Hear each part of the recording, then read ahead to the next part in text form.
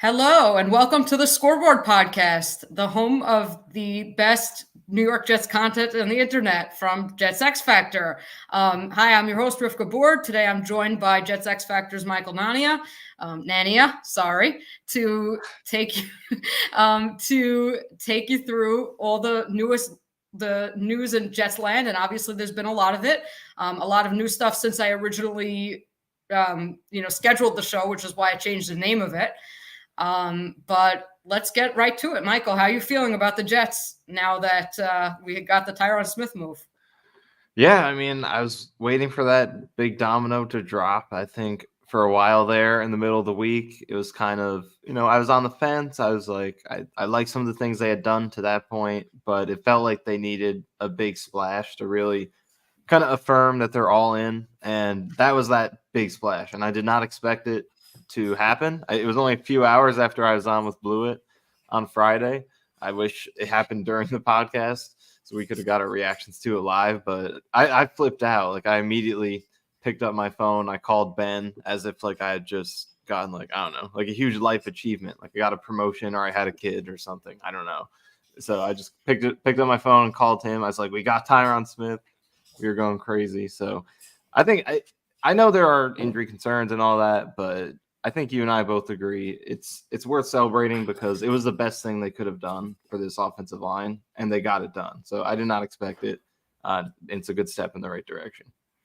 Yeah, and I just didn't expect them to be able to fill both tackle spots in this free agency class, and they managed. Obviously, the Morgan Moses move was a very savvy move, one of Joe Douglas's better trades that he's made, in his time as GM.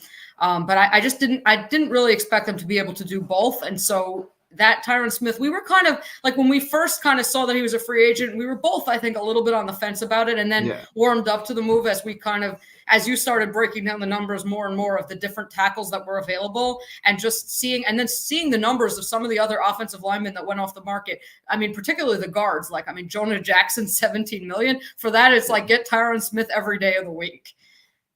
Yeah, I mean, going into free agency, like off the top, when I saw he was a free agent, I was initially just scoffed at it because, like, we know the whole story of the Jets offensive line. Injuries have been the main issue.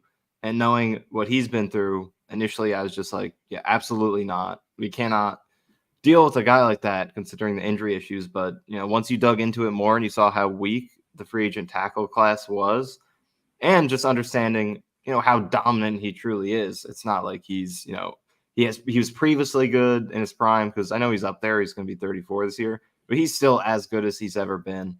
And his peak is about as high as it gets for an offensive lineman. So understanding the ceiling that he brings, the lack of appealing alternatives outside of him, and then also with the injuries, like, it's bad. There's no doubt. And they have to get a quality backup for sure, because he's pretty much guaranteed to miss multiple games.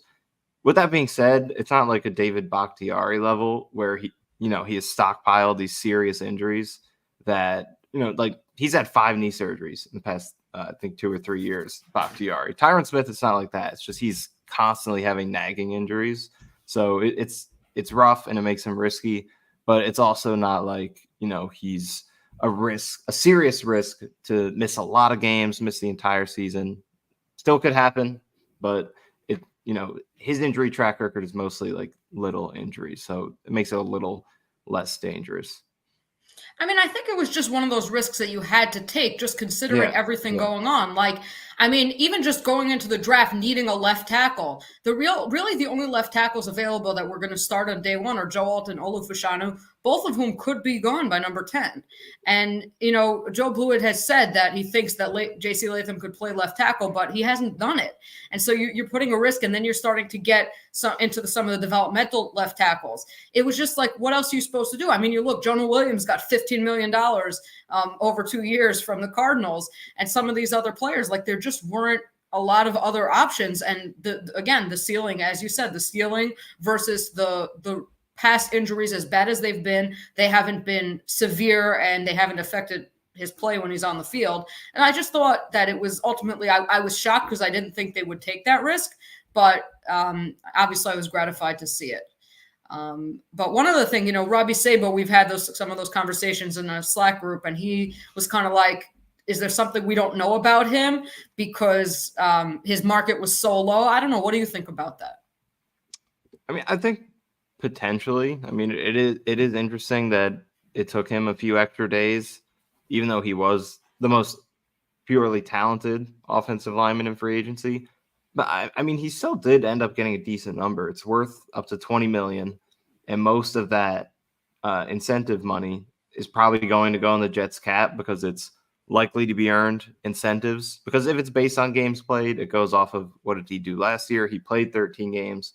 So most of that is going to count towards the Jets cap. Doesn't mean he'll get it. He still has to earn it. But for now, it would still count for the Jets. So, I mean, it's still up to $20 million. He would still make more this year than any other player got in free agency on the offensive line, and most players in any position in general. So it's still a really high ceiling deal. I think I was just slightly surprised that he didn't go earlier and that he didn't get at least, maybe some sort of like 2-year deal with limited guarantees, something like that. But at the same time, like we know his injury history. It's 8 years in a row with at least 3 games out, an average of 6 games out per year over that span. It's as consistent and reliable of injury proneness as you can get. So I'm also not totally surprised that not that teams weren't necessarily lining up to get that player. Yeah, I mean, I also wonder if ultimately the Jets offer was the highest ceiling. Like, I mean, 20 million is pretty high, and it could be that even if he ends up playing only that 13 games or that he played last year, it could be that he'll end up making more money than maybe some of the other deals that he got. Maybe let's say those deals had more guaranteed money but a lower ceiling. So he decided, you know what, let me take the bet on myself and take the contract that will give me up to 20 million that I can get up pretty high just by staying healthy. I just wonder about if that was ultimately it, that it's not that the Jets offered him so much more. It was just how much, security versus, willing to take a risk on himself, and that he chose to take that bet.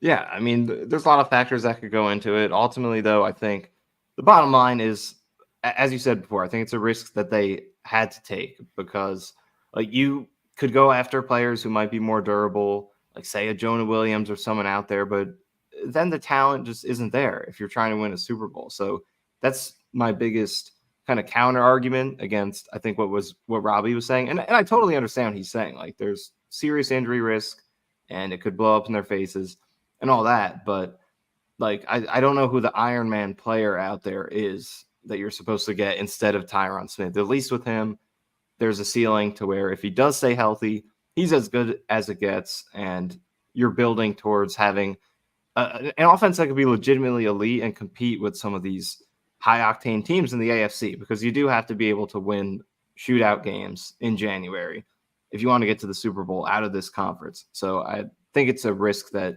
they had to take. A risk, nonetheless, that's undebatable. We'll see what happens, but the ceiling is very much worth it. Yeah, no, I think we're on the same page there. So now, obviously, if they got that injury risk, we're looking at what's going to be with swing tackle. Now, obviously, right. I think it was it Samini or was Zach Rosenblatt who said that the Jets are very high on Carter Warren. Do you think they're going to be happy going and content to go into this season with Carter Warren as their number one backup tackle? I mean, I could see them doing that because they do have a history of, various, whether it's their, nepotism of signing other players who they've previously been with, like with Javon Kinlaw, or, they do have a history of moves of, trusting, like, here's our guy. We think he should, be able to develop. We can develop him to be what he needs to be. So I can definitely see that happening. But do I think they should do that? And I think you agree, definitely not, because like Carter Warren has potential. Like, he has good length, good tools to work with, and he had some flashes, but overall, he definitely wasn't close to the level where you should be content with him having any sort of important role going to his second year. He can have a chance to earn it if he shows that development this year, but definitely wasn't there yet. And I think Max Mitchell's had 2 years, and he also isn't at that level. So it's still a priority, and I think they will make a move. I think they will. I wouldn't be completely surprised if they were just content and tried to bank on their draft picks that they already have, but I do think they will make a move, whether that's another trade out of the blue, like kind of Morgan Moses was, whether that's a free agent Or, and as we'll get into, I'm sure, taking a tackle with that 10th overall pick or wherever they end up in the first round, still very much in play when you consider that, like we said with Tyron Smith, you should expect he's going to miss at least 4 games. That's basically been the norm for him the past few years. So that's about a quarter of the season right there that you expect your backup tackle to play. Not too different than what Will McDonald, Jermaine Johnson have been playing as recent first-round picks in terms of snap percentage. So there's still very much a year one role for an offensive lineman who gets drafted in the first round. It's not a pick where, you're drafting him and he has no impact on year one when you're trying to win a championship. He's going to play. He's going to start games, and they're going to need him to be ready to contribute to this to the team this year. So I think year one or round one tackles very much still in play. But I do think they'll add a veteran before the draft. So who do you think? Do you think David Bakhtiari is still in play, or you think he wants a chance to start? He's going to go elsewhere. I mean, it's been so easy to connect the dots. He was, tweeting the pictures with Rodgers after he got cut, and it's fun to think about the idea of just get him and Tyron Smith. One of them's got to be healthy, and then you always got an elite left tackle out there. But it'll be interesting to see what his market looks like because, look at Tyron Smith. He's, like we said, injury prone, but not quite to Bakhtiari level, at least in terms of the concern going forward because of the severity of his injuries. Not at the same level. And then his market definitely, wasn't awful. Still up to $20 million he could earn this year. But it wasn't quite at what we thought. So if his market was, sort of depressed a little bit compared to what we expected, then you got to wonder what Bakhtiari's looks like with 5 knee surgeries. I think he's played 13 games the last 3 years. That's really rough. So I'm curious to see if anyone out there even would give him an opportunity to start or a contract that's even close to starter level. But if not, I do think the Jets will still be in the mix to bring him aboard. Would you agree? I think they will. I'm curious. Would you support such a move? Would you support going after Bakhtiari as the primary swing tackle? Yeah, after getting Tyron now, it becomes a lot different compared to if, you had a maybe more durable starter in front of him because, you would like that backup to be behind Tyron Smith to be someone you could also count on because, backups can get hurt in practice. He can get hurt in the preseason, whatever snaps he has to play in the regular season. So to double down on injury-prone tackles, you're also doubling down on the ceiling, like I said, to have 2 guys who are elite when they're healthy. So it would be exciting in that way, but also very risky because you're looking at a totally realistic outcome of both guys even before you get to the season because we know the Jets have plenty of injuries in practice and training camp the last few years. Very real possibility that one or both is already out before you get to the season. So it would be risky. Would you be on board with that, or would you try to go for someone maybe not as big of a name, but maybe more durable? I think I would be inclined for the latter to, look, it's not that I would say no to Bakhtiari. I could see the appeal, but I think I would be more inclined to go for a Josh Jones or Cam Fleming or one of these guys who's eternally out there. Did Jones? I don't think Jones signed anywhere, did he? I haven't seen. I could check it right now. I don't think so, though. Yeah, so he, again, he was traded. I think he was a backup in Houston last year. So, I would, I don't think he even played that well, but we knew he had a decent track record. Guys like that, I'm more inclined to go more in that tier. Not Donovan Smith though. If you ask me between Donovan Smith or Bakhtiari, give me Bakhtiari every day of the week because I've seen so many people. I've seen it a lot. Donovan Smith. I said for that price, bring back Mekhi Becton. He was that bad last year. Yeah, Josh Jones is still a free agent, but yeah, Donovan Smith is not. He's one of those guys who you've just heard of him because he started on the Super Bowl team, so you assume he's good, but he had no market last year coming out of Tampa Bay. I think he only signed for $2 million last year with KC. And then he was one of the worst tackles in the league in terms of most statistics out there. And you saw it in the Super Bowl. He was exposed. So I'm not very interested in him. Mm. Okay, so we'll get more to the draft aspect of this afterward, but I wanted to get to a few things. As happy as we are with the Tyron move and as savvy as the Morgan Moses move was, John Simpson, you get a guy much cheaper. Let's say if you're going to get let's say an average guard, maybe slightly below, maybe slightly above, depending on where you look exactly. You get him for much cheaper than, let's say, other teams did if you just compare it to, let's say, the John Runyon move for the Giants or some of the, Jonah Jackson to me was a below average guard and got $17 million. I know I mentioned that name more than once, but I just couldn't, it blew my mind, the amount of money he got. But at the same time, we have the elephant in the room, the one that just upsets us. And it continues to blow my mind that you can make such good moves and at the same time sign Javon Kinlaw for $7.25 million. And so I'm just looking at the Jets, and I guess my broader question is, do they have a good plan? Do they really know what they're doing, or is Douglas just playing again? I'm going to stick to my number, and if the guy works for my number, then good. And if it happens to be a good move, then so be it. And if it's a bad move, then so be it. Do they really have a concrete plan of this offseason of how they're going to build their team? Yeah, I feel like the offensive line moves have pointed us in the right direction, but definitely with the Kinlaw signing that was very concerning to me. Once the numbers came out, when they initially signed him, I was like, okay, I get it. He's a scheme fit. There's familiarity. I think he would do well either replacing Solomon Thomas or taking the fourth spot in the rotation. But then when we saw $7.25 million for 1 year, that makes him, I believe it was 20th or 25th. I think it's 25th highest cap hit among defensive tackles this year. And that is just way too much for a guy who only played about half of his games for his first 3 years, only had a sack and a half in the games that he did play for 3 years. And then last year he was improved and he stayed healthy, but he was a decent at best rotational interior pass rusher who doesn't bring you much in run defense.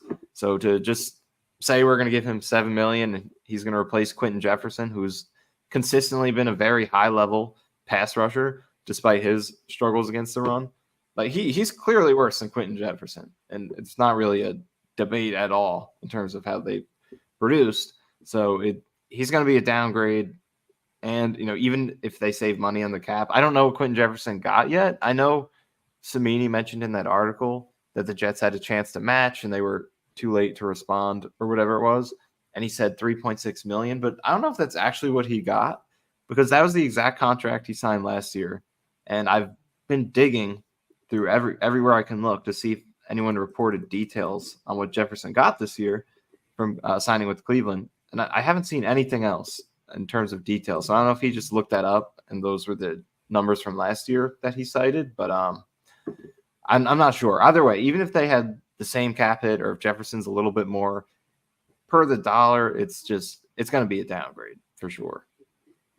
Yeah. I just wanted to respond. One person said something in the chat and just a common talking point. There are two talking points that I think are very faulty when it comes to this signing and just the Jets in general. So first of all, someone mentioned the Kinlaw signing is an overpaid due to Salah's nepotism with his former players, which is absolutely true. You wrote an article about that. We've been, on that kind of train for a while with the Nathaniel Hackett signing, with Rodgers bringing in all his friends. Various things. But the only question I have with that is the Jets did sign Solomon Thomas as a former first-round bust, but they gave him what was his first contract? Was $2 million, under $2 million with the Jets, something like that. It is the first time he signed. Yeah. Why did Kinlaw get triple that amount or quadruple that amount? That's my question. Yes, I understand the nepotism aspect, but he brought in some of his other guys that he liked, but not at that level of contract. Could you see another team having given Kinlaw more than $4 million? Yeah, it is. And that's a good point because they brought in a lot of, especially on defense, a lot of former Niners. And really the first couple of years, last year, they didn't do it as much. But as you said, it generally wasn't in a way where it's like you're overpaying to get these guys in here. They were contracts that made sense. But this one, I guess it's hard to tell. It's total speculation as to, did they just pay double everyone else for no reason because they liked him so much? Or was that what his market was? It could also be an example of, we saw Sam Darnold just get what he got with the Vikings, $10 million or whatever it was. It could also just be another example of the league's collective overvaluation of draft pedigree. Even when a player gets deep into his career and he's put plenty of NFL tape out there. Teams still hold on to that draft pedigree. Like, he's a first round pick. He's talented. We could get the most out of him. So it could be an example of that. But regardless of the explanation, it's a bad contract, I think, no matter how you slice it. Still a good offseason overall to this point. And if they could get Mike Williams, I think I've said this, I think it's a home run of an offseason if they could top it off. But this one's hard to justify. I mean, but that's why I brought up Solomon Thomas. Thomas was a number 3 overall pick, I think. So again, he also had that pedigree. I mean, I understand that Kinlaw had a better year last year than I think Thomas ever had, if I'm not much mistaken. But still, he also had that draft pedigree, but the Jets didn't give him a ridiculous contract. They gave him what he deserved as a backup defensive tackle.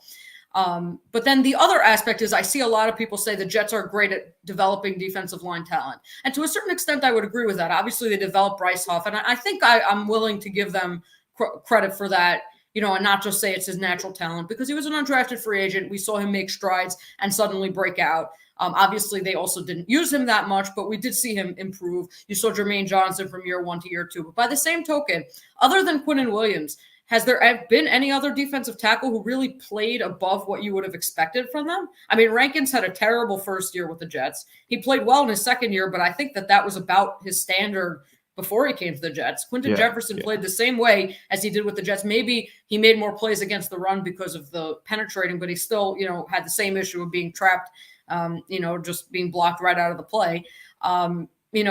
I mean, Solomon Thomas had a better year last year than he did the year before that. But again, I mean, he's a backup defensive tackle.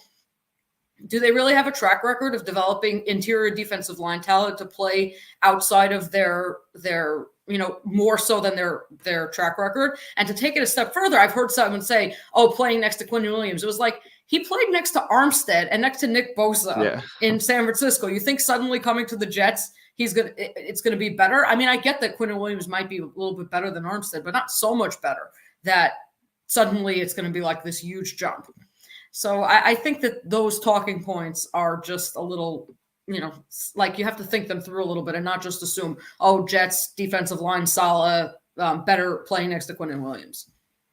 Yeah, I think part of the defensive tackle thing comes from pre-Saleh, because they were consistently doing a great job of that. Even before Saleh came, like you had Foley Fatukasi, you had Snacks Harrison. So they had some examples pre-Saleh that I think kind of create that reputation. But yeah, you're right. I mean, defensive tackle specifically, they haven't developed too great under Saleh. Other positions, they've done an amazing job. Obviously, corner, linebacker, and pretty much everything outside defensive tackle. I think there are examples. Safety, maybe not to an extreme degree, Adams. But Tony Adams was a really good job. So, defensive tackle maybe not something where you could say, we could develop anybody. And also, if you are going to say that playing next to Quinnen Williams is going to have this amazing impact and make whoever's next to him so much better, I think that's just an argument even further to not invest in that position. Like we saw last year, they think Quinton Jefferson was 3.6, Thomas was 2.3. Playing next to Quinnen Williams does immensely help because of how many double teams he draws. So I'm not saying you could put anyone in there and they'll replicate Quinton Jefferson or just play well in general, but his presence does allow you to get the most out of whoever's next to him. So I think that only further emphasizes that you don't have to invest too much in defensive tackles outside of Quinnen Williams when you have a guy like that who attracts so much attention. So this is not a good contract to me. I'm not going to be a fan of this move until he goes out there and proves me wrong.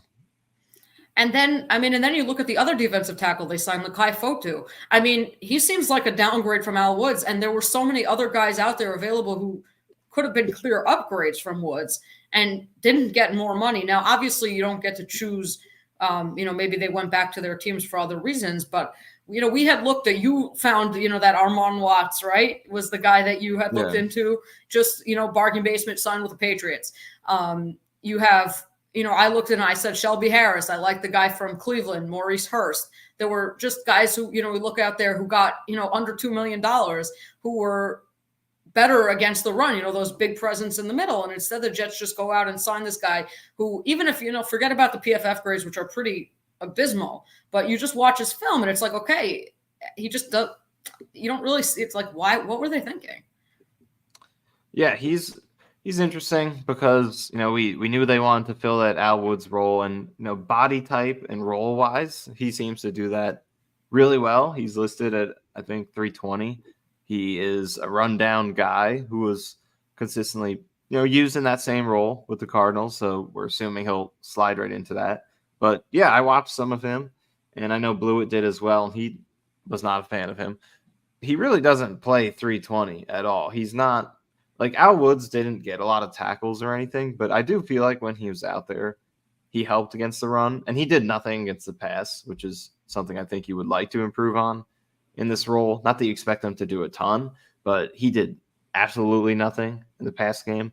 So you would like to improve on that. But at the same time, I think when he's out there against the run, he really held his ground well and ate up gaps and helped the Jets stuff runs by making it easy for the linebackers to have lanes to the ball carrier. And when I watched some of Fotu, like he's again listed 320, but does not look it in terms of how he is able to hold his ground and plug gaps and things like that.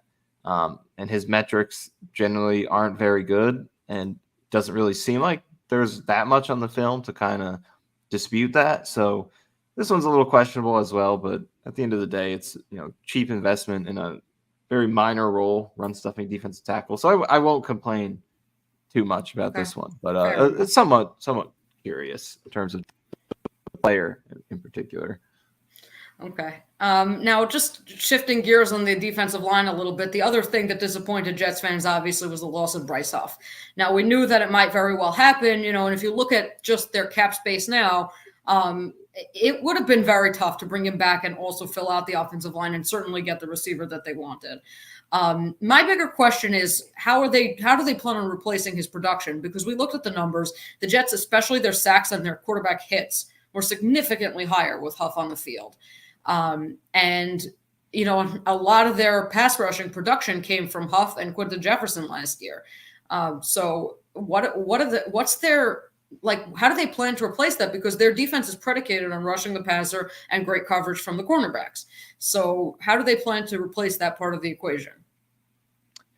Yeah, I think they're just banking on that Will McDonald breakout. And if it happens, I think it could turn out really well, because you could replicate that production with a homegrown guy who's cheap for the time being, use some of those savings from Huff to improve the offense. And, it's a perfect world, but Huff was just so good in terms of the efficiency numbers. Like, it's what he did does not grow on trees, whether you're taking a first round pick, whether you're trading for a superstar, signing a superstar. There just aren't many guys who create pressure at the rate that he did.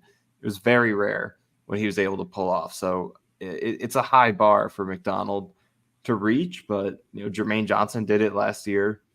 Didn't have the greatest rookie year in terms of his pass rushing efficiency, but huge leap in year 2, became a pressure machine. And I think they're hoping McDonald can do the same thing. And he has the ceiling to be what Huff is. I think he is capable of being that with his explosiveness off the line, his speed, his bend. He's built to be that top end type of pass rusher. So we'll just see if he's able to make that leap in year 2 in the same way that Jermaine Johnson did. I mean, but that brings me to another question. Is I am concerned that Johnson also, like, I felt like he really benefited a lot from playing with Huff on the other side, and I wonder if he's going to be able to be as effective without defenses, kind of focusing so much on Huff. Yeah, that's an interesting point. I mean, I'd be curious to look back and see if there was, or how much direct impact there was. Like, was Huff drawing tight ends to his side and getting Jermaine freed up one-on-ones and things like that? That would certainly be an interesting thing to look into on the film. Maybe do a little breakdown on and see, like, how will the loss of Huff affect the quality and type of matchups that the other players might get. Like, is Jermaine Johnson now going to draw some of the attention that Huff might have drawn? So that is a fair concern for sure. But then again, it is year 3 for Johnson, and maybe he's another leap inside of him. That's also something that's on the table. But yeah, they're going to bank on their development on defense, and to their credit, for the most part, that has been a worthy gamble over the past few years. They have done a good job of developing these guys. They came in 2021, awful defense, but it was young. They cleaned out the unit, established their own, identity, and it took going through a rough year in 2021, but they developed the young talent really well and gotten these guys prepared and gotten the most out of them. And I think they're going to try to do it again here. Fair enough. Now, just one last thing. I always think about the 2022 Jets, where Huff only played 16% of the snaps. And, Carl Lawson was playing the majority of those edge snaps, and he had an average season. And yet the Jets still had a strong pass rush that year. So, even if, let's say, McDonald doesn't replace Huff 1-for-1 exactly, it could be that they can still find ways to create pressure and get after the quarterback, even without it. They, kind of from 2022 to 2023, they're the way they got pressure shifted a little bit because of Huff. But, just thinking about kind of how Lawson played that year, it could very well be that even if McDonald can just perform better than Lawson did in 2022, they could still have a plus pass rush. Yeah, I mean, even in 2022, like Huff was great, but his impact was a lot smaller than this year because he's playing very limited snaps. It was only obvious pass situations he was playing. So as outstanding as he was, he'd still only get like a couple pressures a game.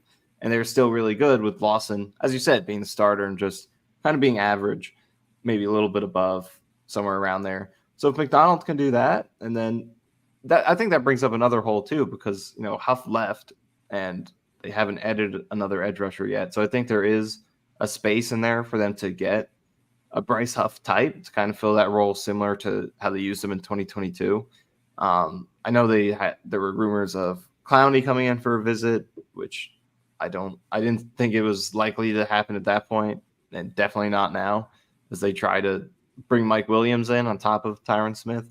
And I also don't think he fits that role. And he's a good player. I wouldn't complain about having him, but I just don't know if that's the right allocation of resources. But yeah, speaking of that whole, like, do you think that there's a possibility of them before the draft maybe adding like a situational pass rusher type? Like, I know Yannick Ngakoue is still out there, Romeo Okwara. There are some of these guys out there. So do you think that's a potential addition they could make? I think it definitely is. I would even go as far to say as they probably will. I mean, the guy I wanted was Josh Uche from New England, but he wanted to go back to New England. He actually apparently took less to stay in New England because I thought that he fit that same profile of the kind of tweener type who's just a specialist. He actually had a year comparable to Huff's in 2022. Wasn't quite as effective last year, but still had a strong year. And so I thought maybe he would be an ideal fit, but he resigned to New England. So I haven't necessarily looked all the way, but you mentioned Okwara, you mentioned Ngakoue, like that kind of guy. I could see them definitely going out and getting a guy like that, because I don't think they're going to trust a rookie to, even if they drafted someone in the mid to late rounds, I don't think they would trust them to take over that role.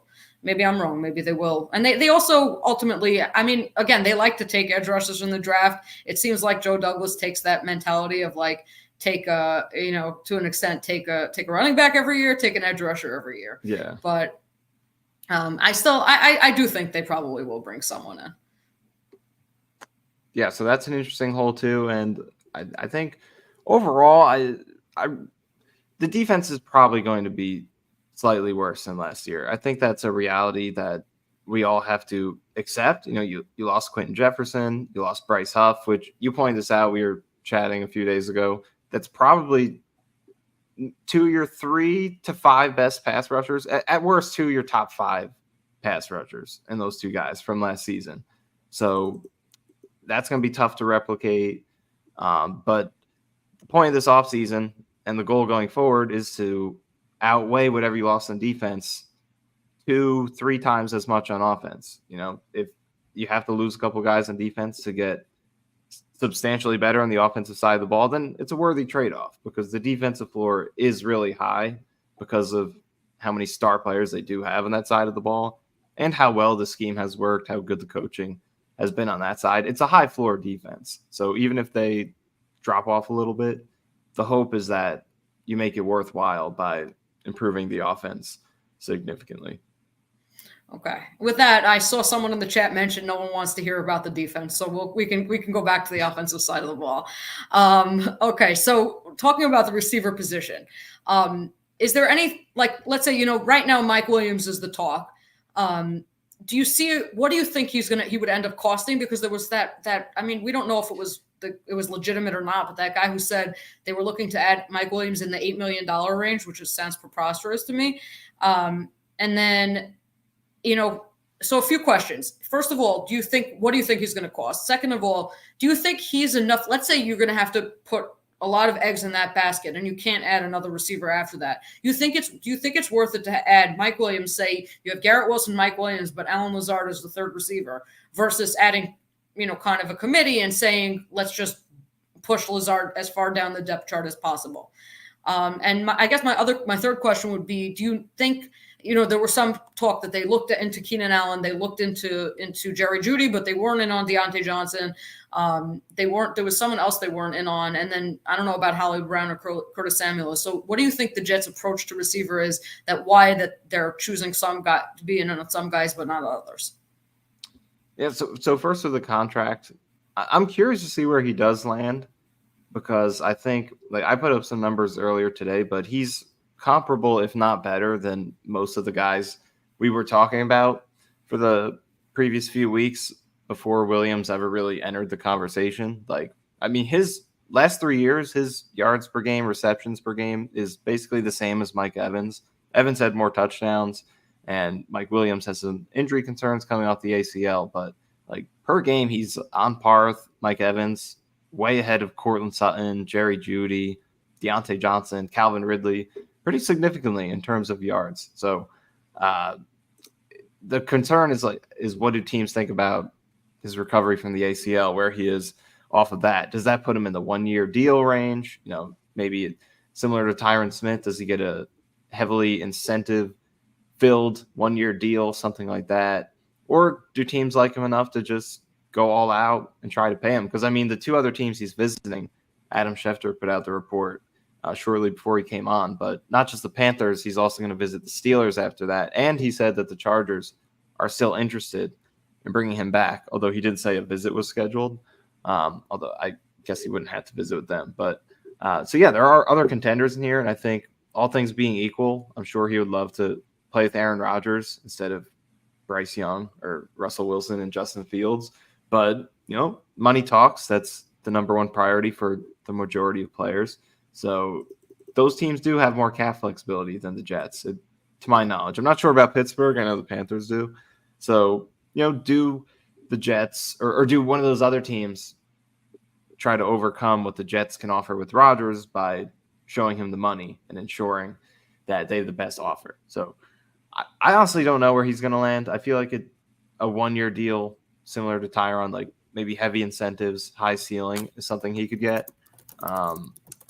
But with the Jets, I was surprised to see that they were still interested in him after getting Tyron. When they signed him, I thought it was going to go to that. We're going to get 2 to 3 solid guys, Corey Davis, someone else in here. We're going to roll with that. So I was surprised to see that they're still in on him. So that points me to think that maybe his market is lower than expected, and he is somewhere that makes sense for the Jets. And then in terms of that conversation, would I prefer Mike Williams or a deeper unit? I think right now I think it would be better for them to get Mike Williams. And going into free agency, I talked a lot about the appeal of getting 2 to 3, or 1 or 2, getting 2 different solid receivers versus 1 star. But the main appeal of that for me was to save cap space, splurge on the offensive line. And now that they have already splurged on the offensive line, but apparently they still do have this opportunity to get a guy like Mike Williams, that high-end receiver too, I think you take that opportunity. And the ability to have someone who is good enough to take coverage off of Garrett Wilson and be that legitimate number 2 guy, I think that has a lot of value versus, being 3 deep, that has a lot of value too. Again, if you're comparing it to, let's say, Allen Lazard is forced to be the third receiver still, because that's how deep you have to go into your cap space to get Mike Williams. You can't really get anyone who's actually an upgrade over Lazard. That hurts, and being able to have two guys behind Garrett Wilson instead of one, that's appealing too. I'm not opposed to that, but I think the chance to really have that 1-2 punch on the outside is appealing enough to be worth it for me. I mean, do you agree, or do you kind of lean towards the going 3 deep, getting 2 different solid receivers? So I've gone back and forth in my mind, but the one thing I noticed, I went back, I was looking at Rodgers through the years, and I noticed from 2017 to 2022, his second target never had more than 700 receiving yards. Basically he was relying, he was spreading the ball around, but basically he was relying on one main guy. And, I keep thinking about it. When they drafted Jordan Love, had they been able to take that second receiver, that seemed to be for a long time to me to be that was part of the reason Rodgers couldn't get over the hump. And so I kind of, and I was looking at the stats also, again, I'm not endorsing PFF grades, but I was just using it as a shortcut to look for something. But of the top 10 quarterbacks that graded by PFF, I looked at them. Only 2 of them had their second receiver with under 700 yards. One of them was Lamar Jackson, where, a lot of his yardage comes on the ground. And then the other one was, hold on one second, I wrote it down because I just drew a blank. The other one was Herbert, who went down for the season and lost Mike Williams for the season. Now, the only thing is, though, the 11th rated quarterback on that list was Jordan Love, and he did not have, I don't think he even had one receiver go over 800 yards. And so, and he seemingly had a pretty good year. So it's not that it's impossible to do well without that 1-2 punch, but most teams do have it. And so ultimately, I think I'm leaning towards that Mike Williams if you can get him. I was never a huge Mike Williams fan. I tend to like guys who can separate versus guys who are like big contested catch guys. Yeah. But ultimately, he makes, even though he's more of a contested catch guy, he's a downfield threat. He's that big. And again, I'm not sold that we need a big body target, but he is that guy who can kind of muscle up and just make the big catch when you need it against tight coverage and things like that. And I think that he would be a good complement to Garrett Wilson. So overall, I am leaning Mike Williams, even though I might have preferred in some ways like a guy like Deontay Johnson or maybe a couple of the other. I'm not really Judy, not really Keenan Allen, because Keenan Allen is also an underneath player, so he wouldn't have stretched the field enough. It would have been a little bit, not exactly redundant for Garrett Wilson, but a little bit not like enough of that complement of like that, because the Jets really do need someone who can get downfield. And so, but I think overall Mike Williams is where I'm leaning. Yeah, and I agree. I think he's a good complement in the sense that he can stretch the field. He's a very good deep threat. And like you said, I think contested catch guys, there's always a sort of a concern to that, because you want guys who can separate and don't have to rely on it. But he's been so consistently good at the contested catches to where he's still successful even without being a great separator. And I think that's a good compliment to Aaron Rodgers. He does a really good job of, in contested situations when attempting tight throws, placing the ball in a spot that makes it as easy as possible to catch for the receiver. And I think that's part of why he was able to, make guys like Allen Lazard look competent for a long time. So then you give him a guy like Mike Williams, who already excels at it, and it's a huge frame. It's appealing. And it's, like you said, the type of player who you put him next to Garrett Wilson, I think more so than, clashing with him or being redundant. It's a totally different skill set, and he does things that can force the defense to adjust in a way that allows Garrett Wilson to have more freedom to do what he does best, which to me, I think what he's, he can definitely be a great deep threat once he gets a better quarterback. I mean, he's run good deep routes and been missed by some of the quarterbacks he's had to deal with. That Minnesota one comes to mind when Mike White overthrew him. That should have been like an 80-yard touchdown. So he can be a good deep threat. But he's definitely proven is that short to intermediate, his route running on those quick hitting routes, and then his yak after that, he's already proven he's elite at those things. So you put a guy next to him who is great enough as a deep threat to force the defense to have to account for that.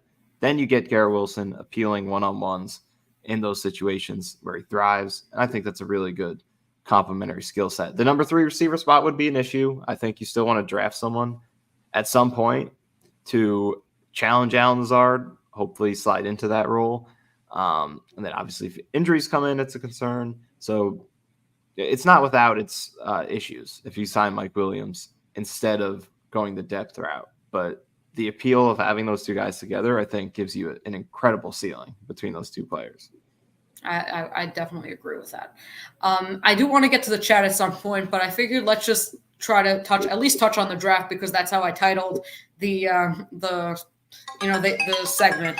I know that you haven't necessarily done a ton of work on the draft yet, but let's say looking at the way things are set up now, what position are you looking for in the draft? I know we've heard about Brock Bowers. I know you said you don't, you agree with Blewett. You haven't seen enough to justify the hype, but are you looking more at number 10 right now? Are you looking at taking a tackle? Are you looking at taking a receiver? Are you looking at taking best player available? What's your approach to the draft as of right now? Assuming, let's leave Mike Williams out of the picture for now. Well, yeah, signing Tyron makes it a very interesting decision, because at this point, well, I think for a lot of the offseason, we assumed that, that pick was where you get your starting tackle, or at least someone who's going to compete for it, maybe against a placeholder type guy or a Bakhtiari, something like that. But now you get Tyron, and it's not necessary anymore, in quotes, but it is kind of necessary, because guys are going to miss games 100%. So it's still a role that needs filling, is that backup spot. And you have 2 veteran tackles on 1-year deals. So you don't have a tackle under contract for next year. So, or a starting caliber one. So it's still a long-term need. The backup is still a short-term need.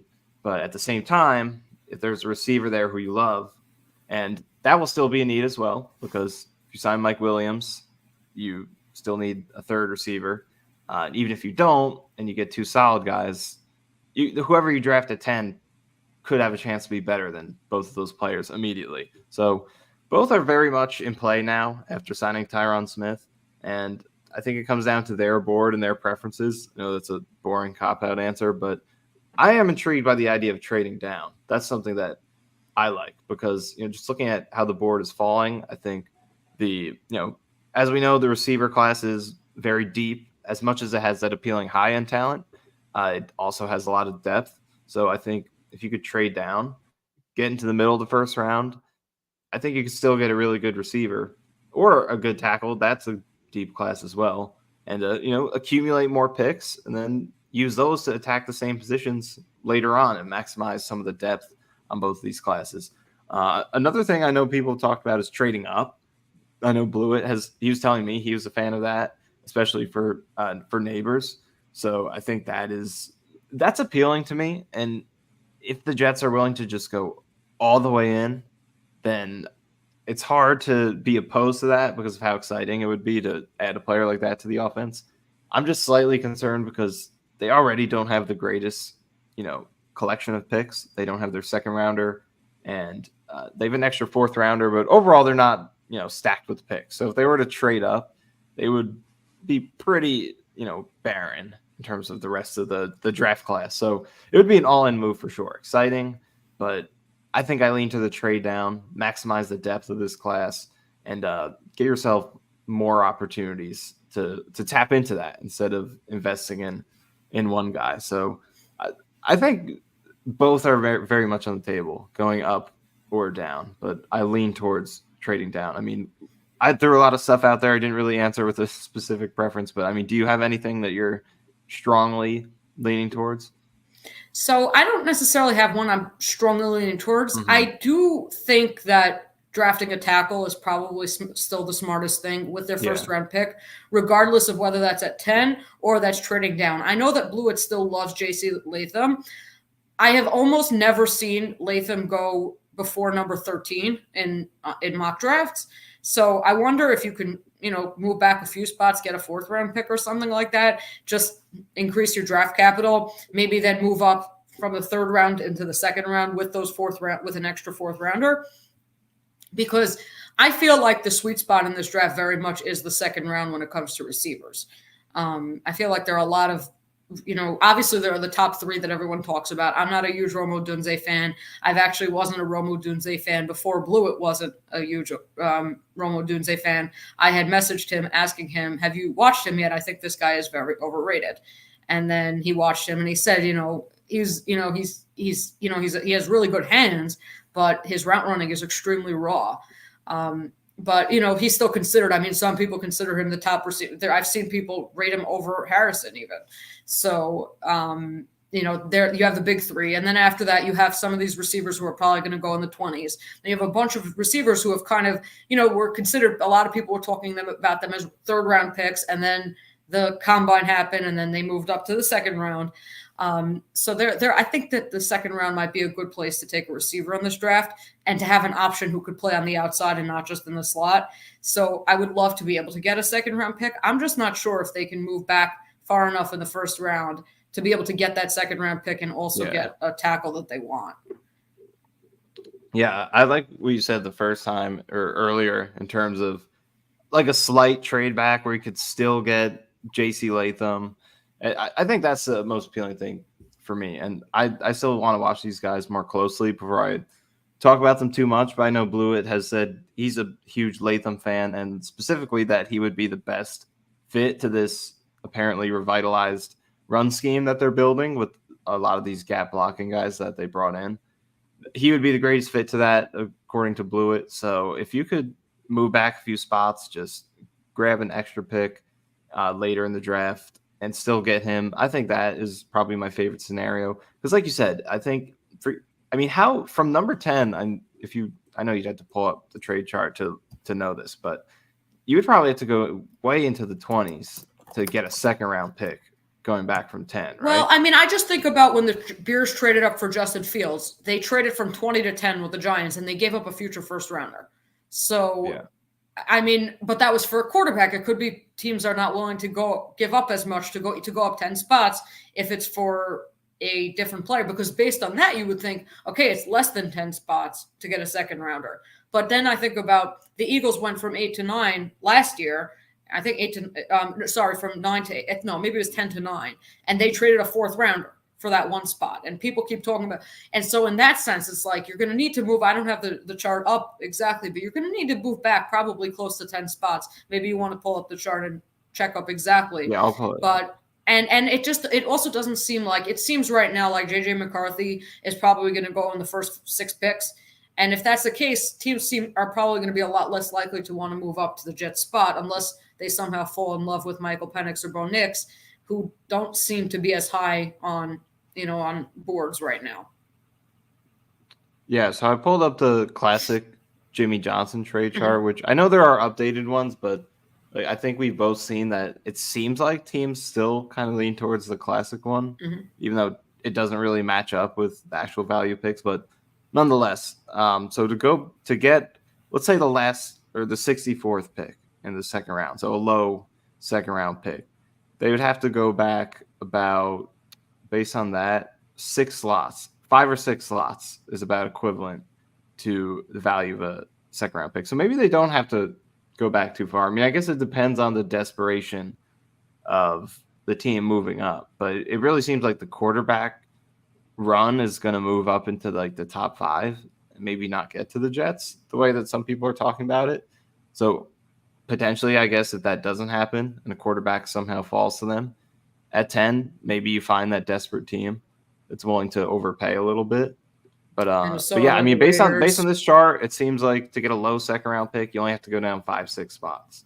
But I know that is kind of outdated. Okay, so it's worth keeping in mind, because I feel like definitely if you go to the middle of the round. So this is the thing about the tackles. You have and a lot of what I talk about with the tackles in the draft is based on Blewett's film, because I think he has he has a good track record in general, but particularly with drafting tackles, he has a very strong track record in terms of being able to evaluate if a tackle has the potential to be a good player in the NFL.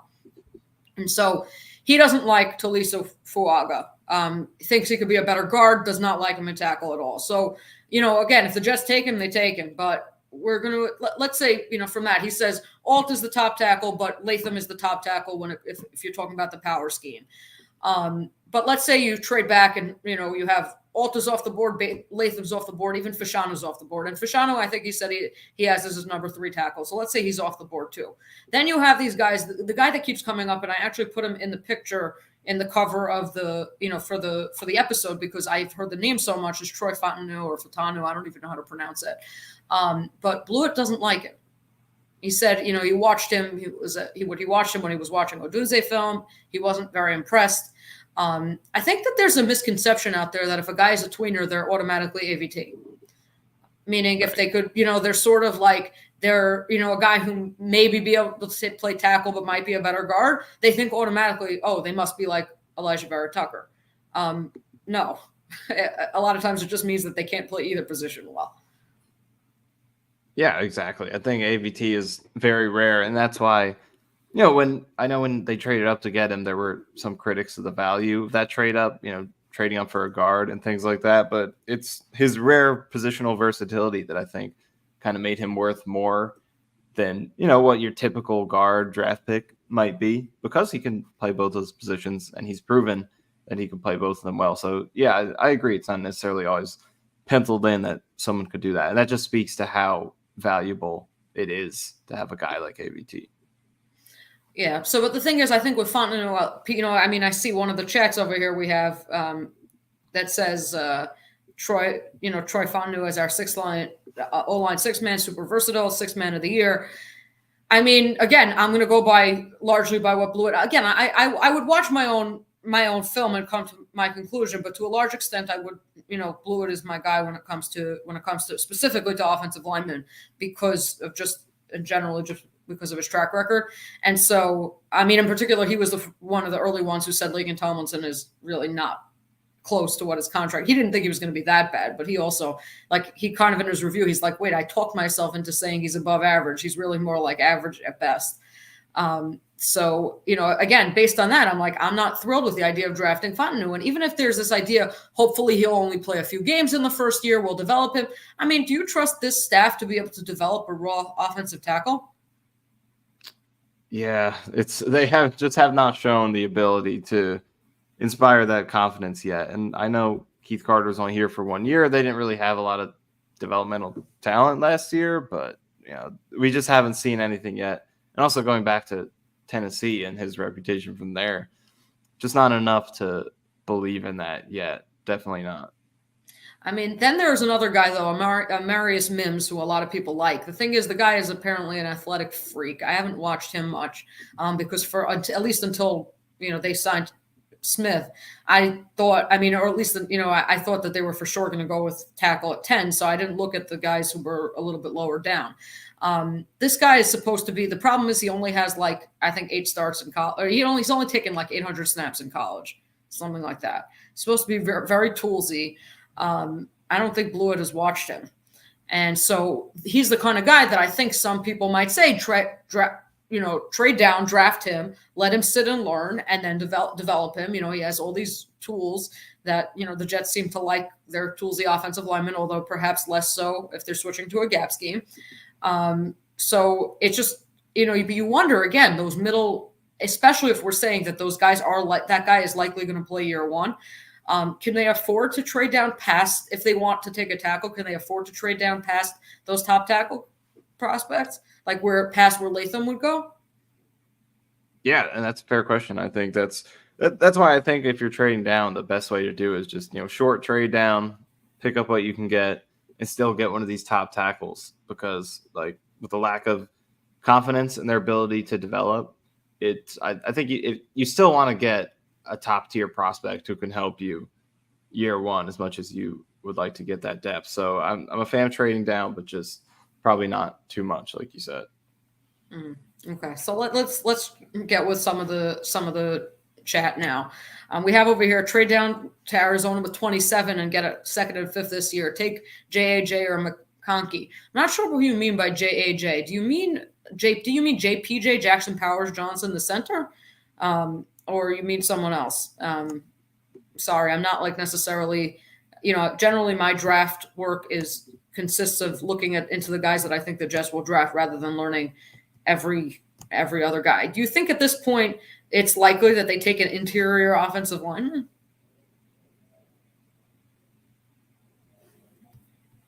Hello? Yeah, sorry. Not in the first round. I think it would be very unlikely. Yeah. Yeah. Now, McConkey, the receiver, I still think he's probably going to go in the second round from what I know. I would be interested to watch more of him. Lad McConkey, no relation to Phil McConkey, the old Giants receiver. I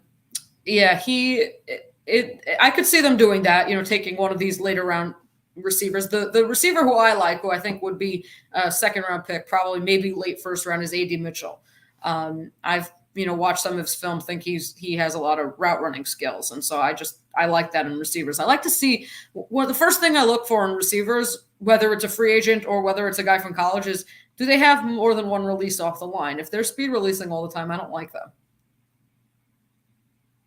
Yeah, that's a good point. I mean, definitely from watching Blewett and all his reviews, it's something that prior to that I wasn't totally privy to in terms of how important that is for a receiver. I mean, usually I think with route running, I used to think is, just how do you make your breaks and your mid-route moves and things like that. But how you release off the line is very important because defenses are going to throw a lot of different coverages at you.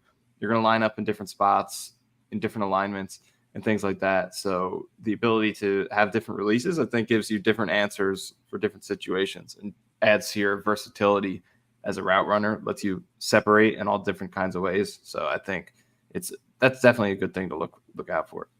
I mean, and that's one of the reasons I don't like Odunze. He doesn't really have that varied release, and so people say, "Oh, he's going to, because he's big, he'll be able to beat press coverage." He didn't really show a lot of that in his college film, so that would concern me about him.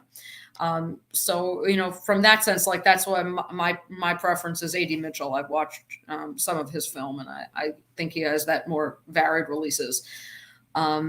Let's go to some other comments. So this one is draft a quarterback late. Would you do that? I'm not very much on board with that. Yeah, I mean, I could see the reasoning for it, but I don't know. It doesn't feel like it's tough because it sounds appealing. Just like get a young guy in there who's developmental, but like quarterbacks today, the demand is so high in the draft that if you have anything at all, any sort of potential, you're going in the first round if teams like you. We've seen so many quarterbacks like that maybe in the past might have been later round picks just climb into the first round because the demand is so high. So, I mean, I know Brock Purdy just worked out, so everyone wants to take their chance now late in the draft, but I'm still not. He's good, but I'm still not totally sold. He's at this point only because of the scheme lifting him up. Not to be a Brock Purdy hater, but I don't know. So I mean, you wouldn't be on board with taking a late round quarterback? I just feel like they work out so rarely. I mean, they don't even usually become good backups. And so, like at this point, if you look around the league, most of the starting quarterbacks in the NFL were first round picks. Certainly most of the good ones. And so, or at minimum second rounders. And so, yeah, you could look at Purdy and everything, but I don't know. I'm not into it. Again, as much as you want to think about the future in an all-in year, I'm like, take a running back in the 7th round. Your bang for your buck is much higher. Take a receiver in the 7th round. To me, although again, 7th round versus undrafted, I'm like, I don't know. I just think that there's much more chance of a guy like that developing. And the problem with the quarterback pick too is that he can't help the team if he's not starting. Like any other position, they could at least play special teams. If they're a backup, they're probably going to play. They get a few snaps a game. If you're a quarterback and you're not playing, you can't help the team at all. So the vast majority of 7th round pick quarterbacks or whatever round past round 2 do nothing for your team at all. Most of them. Obviously, occasionally you hit and it's, a home run and it can change your franchise if you get a guy like that. But most of the time it's just a zero because that's the nature of the position. You take them, you see what they got in practice, and they're either the guy or they're not. So I think I'm with you in terms of it's an all-in year. I think for now, just pass on it. And then when Rodgers' time is up, you draft your quarterback. Either, if he has 1 year left, if you get any sort of inclination from him in terms of what he's leaning towards, you could draft one early, a year ahead, or, maybe mid rounds, or just wait until he's done and just try to maximize what you got while he's here and then just reset after that. I just don't think the odds of a 7th round or, again, any late round quarterback are high enough, or the odds of them hitting are high enough to be worth, passing on a player that could help you immediately. No, I definitely agree with that. Now, thanks for the super chat we got from No Skills. He says, tight ends usually take time to develop, right? Does Bowers make sense in a win now year when later round receivers have had success in recent years? Yeah, I agree. I mean, tight end is definitely one of those positions that has a developmental curve. Really, I haven't watched enough of him to comment on him specifically, but I just think, for him to be, worth that pick, he would have to be immediately like as good as any tight end in the league, like at that Kelsey level, because like even if you're the 5th to 8th best tight end, I mean, what are you putting up? Like 600-700 yards in the league today? Like there's not a ton of good tight ends. So the bar is really high for him to be worth what I think you could get out of a top tackle or a top receiver. We know blocking isn't, not that he can't, I guess. Again, I don't know too much about him, but I know he's more of like a receiving type, so I don't think he's giving you like superb blocking either. Correct me if I'm wrong in terms of his blocking, but I don't know. It's not an idea I'm super enthused by. I like Conklin as first tight end. I mean, he's been putting up top 10 to 15 numbers the past couple of years without the greatest situation. I'm curious to see what he does with Rodgers. They still have Ruckert, who they drafted in the 3rd round, has potential. I'm not sure I see the positional value. I mean, in No Skills, I would tend to agree with what you said. Again, you can get a receiver in the 3rd, 4th round who is more likely to put up that 700 yards than the tight end is. I mean, Sam Laporta had 889 yards last year, but that's unusual. And the thing is, when you watch Bowers, you're basically drafting him for yak. As you said, he's not an inline guy. He blocks decent, he can block in space at times, but not in line. He doesn't run great routes. Like, people comparing him, let's say Blewett had said, he turned on the film, he was expecting to see Rob Gronkowski. I mean, the guy basically just runs straight for the most part. Or like, even the athleticism, like you expected to see some level of like, especially because he's smaller for a tight end. I think he's 6'3", 240 or something like that. You expected to see a little bit more jitter or something like that.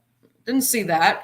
I just saw a guy basically who runs to a spot pretty linearly, is open a lot, true, but a lot of times also his average depth of target was minuscule because a lot of his catches were on like swing passes, screens, flat, throws to the flat, things like that. So yeah, he does, how the Jets, when they run those frustrating, throws to the flat to Conklin and he gains like 5 yards because he ran a 4.8 40. So yeah, if you ran that to Bowers, he would gain a lot more yards than Conklin did. But are you drafting a guy at number 10 overall because for that reason? I just don't see it. Right. I agree. Okay, next we have someone who asked, he said, I think Joe Douglas did about as well as he possibly could, given the financials and online market. Do you two agree? I know Rivka isn't big on JD, but wonder if this changes anything. What do you think? Yeah, I mean, outside of Kinlaw, I do think it's been a very solid offseason to this point. And we'll see how they wrap it up with receiver. If they don't get Mike Williams, I don't think it's the end of the world. If they can fall on their feet with 2 veteran solid receivers, whether that's Corey Davis, Tyler Boyd, OBJ, I think at the right price could still give you good production in the right role. If they could do that, still a solid offseason, but I really do believe if they get Mike Williams, then you could hardly have imagined anything better. Like when I was trying to picture how this offseason could go, I always figured it was kind of, are we going to splurge an O-line and kind of, stay a little cheaper receiver or vice versa? I never thought they would get a guy of that caliber at both. Not that Mike Williams is quite as good as Tyron Smith, but, just a splash addition, let's say, at both receiver and tackle. And now they have an opportunity to do it with Mike Williams coming in tomorrow. So if they can get that done, I think it's a really good offseason. And I've been critical of Douglas. Maybe I'm not sure where I land on the Douglas criticism. I think I'm in the middle. I'm not like a super Douglas hater, but I'm also not big time defender. but he deserves credit, and the team deserves credit if they could wrap this up with Mike Williams, because more than anything, to me, it just shows that they are finally understanding the window that they've chosen for themselves, and they're going all in, trying to do what it takes to win a Super Bowl, even if you have to take risks on injuries, if you have to, move cap space back into future years.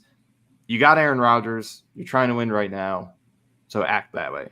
And they did not do it last year, but it seems like they're trying to do it this year. So I appreciate that they've done that. So, yeah, I do like what they've done so far. Yeah. So, Rich, you're right. I am not a Joe Douglas fan at all. I was off the Joe Douglas train long before many other people were. I do have to give him a lot of credit so far. I think it's amazing how the Tyron Smith move just changed like the mindset. Like I think I put in the chat in your stream with Blewett on Friday saying like the offseason was a B- at best. And, and this just, I'm not going to give it necessarily a letter grade until we see what happens with receiver, but it changes the whole mindset to realize like, okay, he gets it. And yes, the move for Morgan Moses was a great move. I'm very, I give him a lot of credit for that. Signing Simpson, considering the fact that they seem very clearly to be moving to a power scheme, I think it was a good move. You got him. He was one of the cheapest starting guards on the market, and you're getting a guy who did at least a decent job in that scheme. Again, I obviously have a gripe about the Kinlaw move. I still don't like it, but I think ultimately I would agree with that statement that he did about as well as he possibly could given the financials and the O-line market. Certainly on the offensive line, he did. I think he hit a home run. Yeah, totally agree. Okay, let's get to some of the other ones. We have another Fontenot or Fatanu, liker. Let's see. In regards to the offensive line, of course, so I guess you're continuing. I'm fairly confident he picks up at least 2 receivers through free agency and the draft. I think that's fair to say. I mean, even if they sign Mike Williams, I assume that they'll draft a receiver somewhere along the line. You think that's accurate? Yeah, I agree. Yeah. Let's see what else. We talked about Mike Williams. Bakhtiari hates the MetLife turf, but he loves Aaron Rodgers, so you kind of have to ask that question. Let's see, isn't cornerback a need? We only have this year on Reed's contract. That's an interesting question because Reed apparently just switched agents, which seems to indicate he wants a contract extension.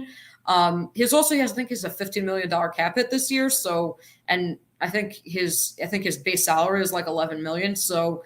There's a chance the Jets could give him an extension, but I think they're going to work. I mean, I would want them to work on an extension for Michael Carter first, because to me, I think that the slot corner of that caliber is harder to find than the outside corner. What do you think? Yeah, I mean, I can see that argument. I don't know. It's tough because I think they're both really good players, obviously different roles. And Carter is younger, so that's another thing. And not that Reed is old, but I mean, I hope both players can get extended. But in terms of cornerback being in need, I think they're pretty much set for this year. They got Oliver to replace Bryce Hall, pretty much. Eccles still there, so I think. But Eccles is also in the final year of his deal. I mean, the only corner they have under contract past this year right now is Sauce Gardner. Yeah, so I guess long term, it's something to keep in mind in the draft. I could see them drafting a corner at some point, and then we'll all be questioning it instantly until you realize what you just said, that they only have one corner next year. So something to keep in mind. Okay. Now, this is a question for you. Do you think the Jets might go with white helmets? I don't think there's a chance. I think they're going to do the same uniform that we saw in the Chiefs and Bills games. But as an alternate, I think that's something they could potentially do.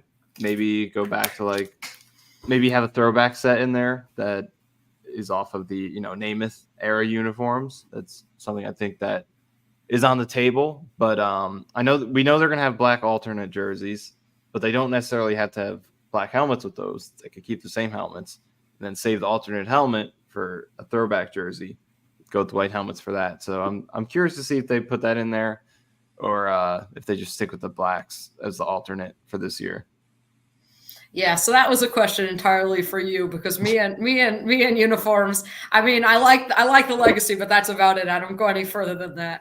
So, yeah, that was a question for you. Okay, let's see. How about Becton as depth? He can learn from the newer tackles. What do you think?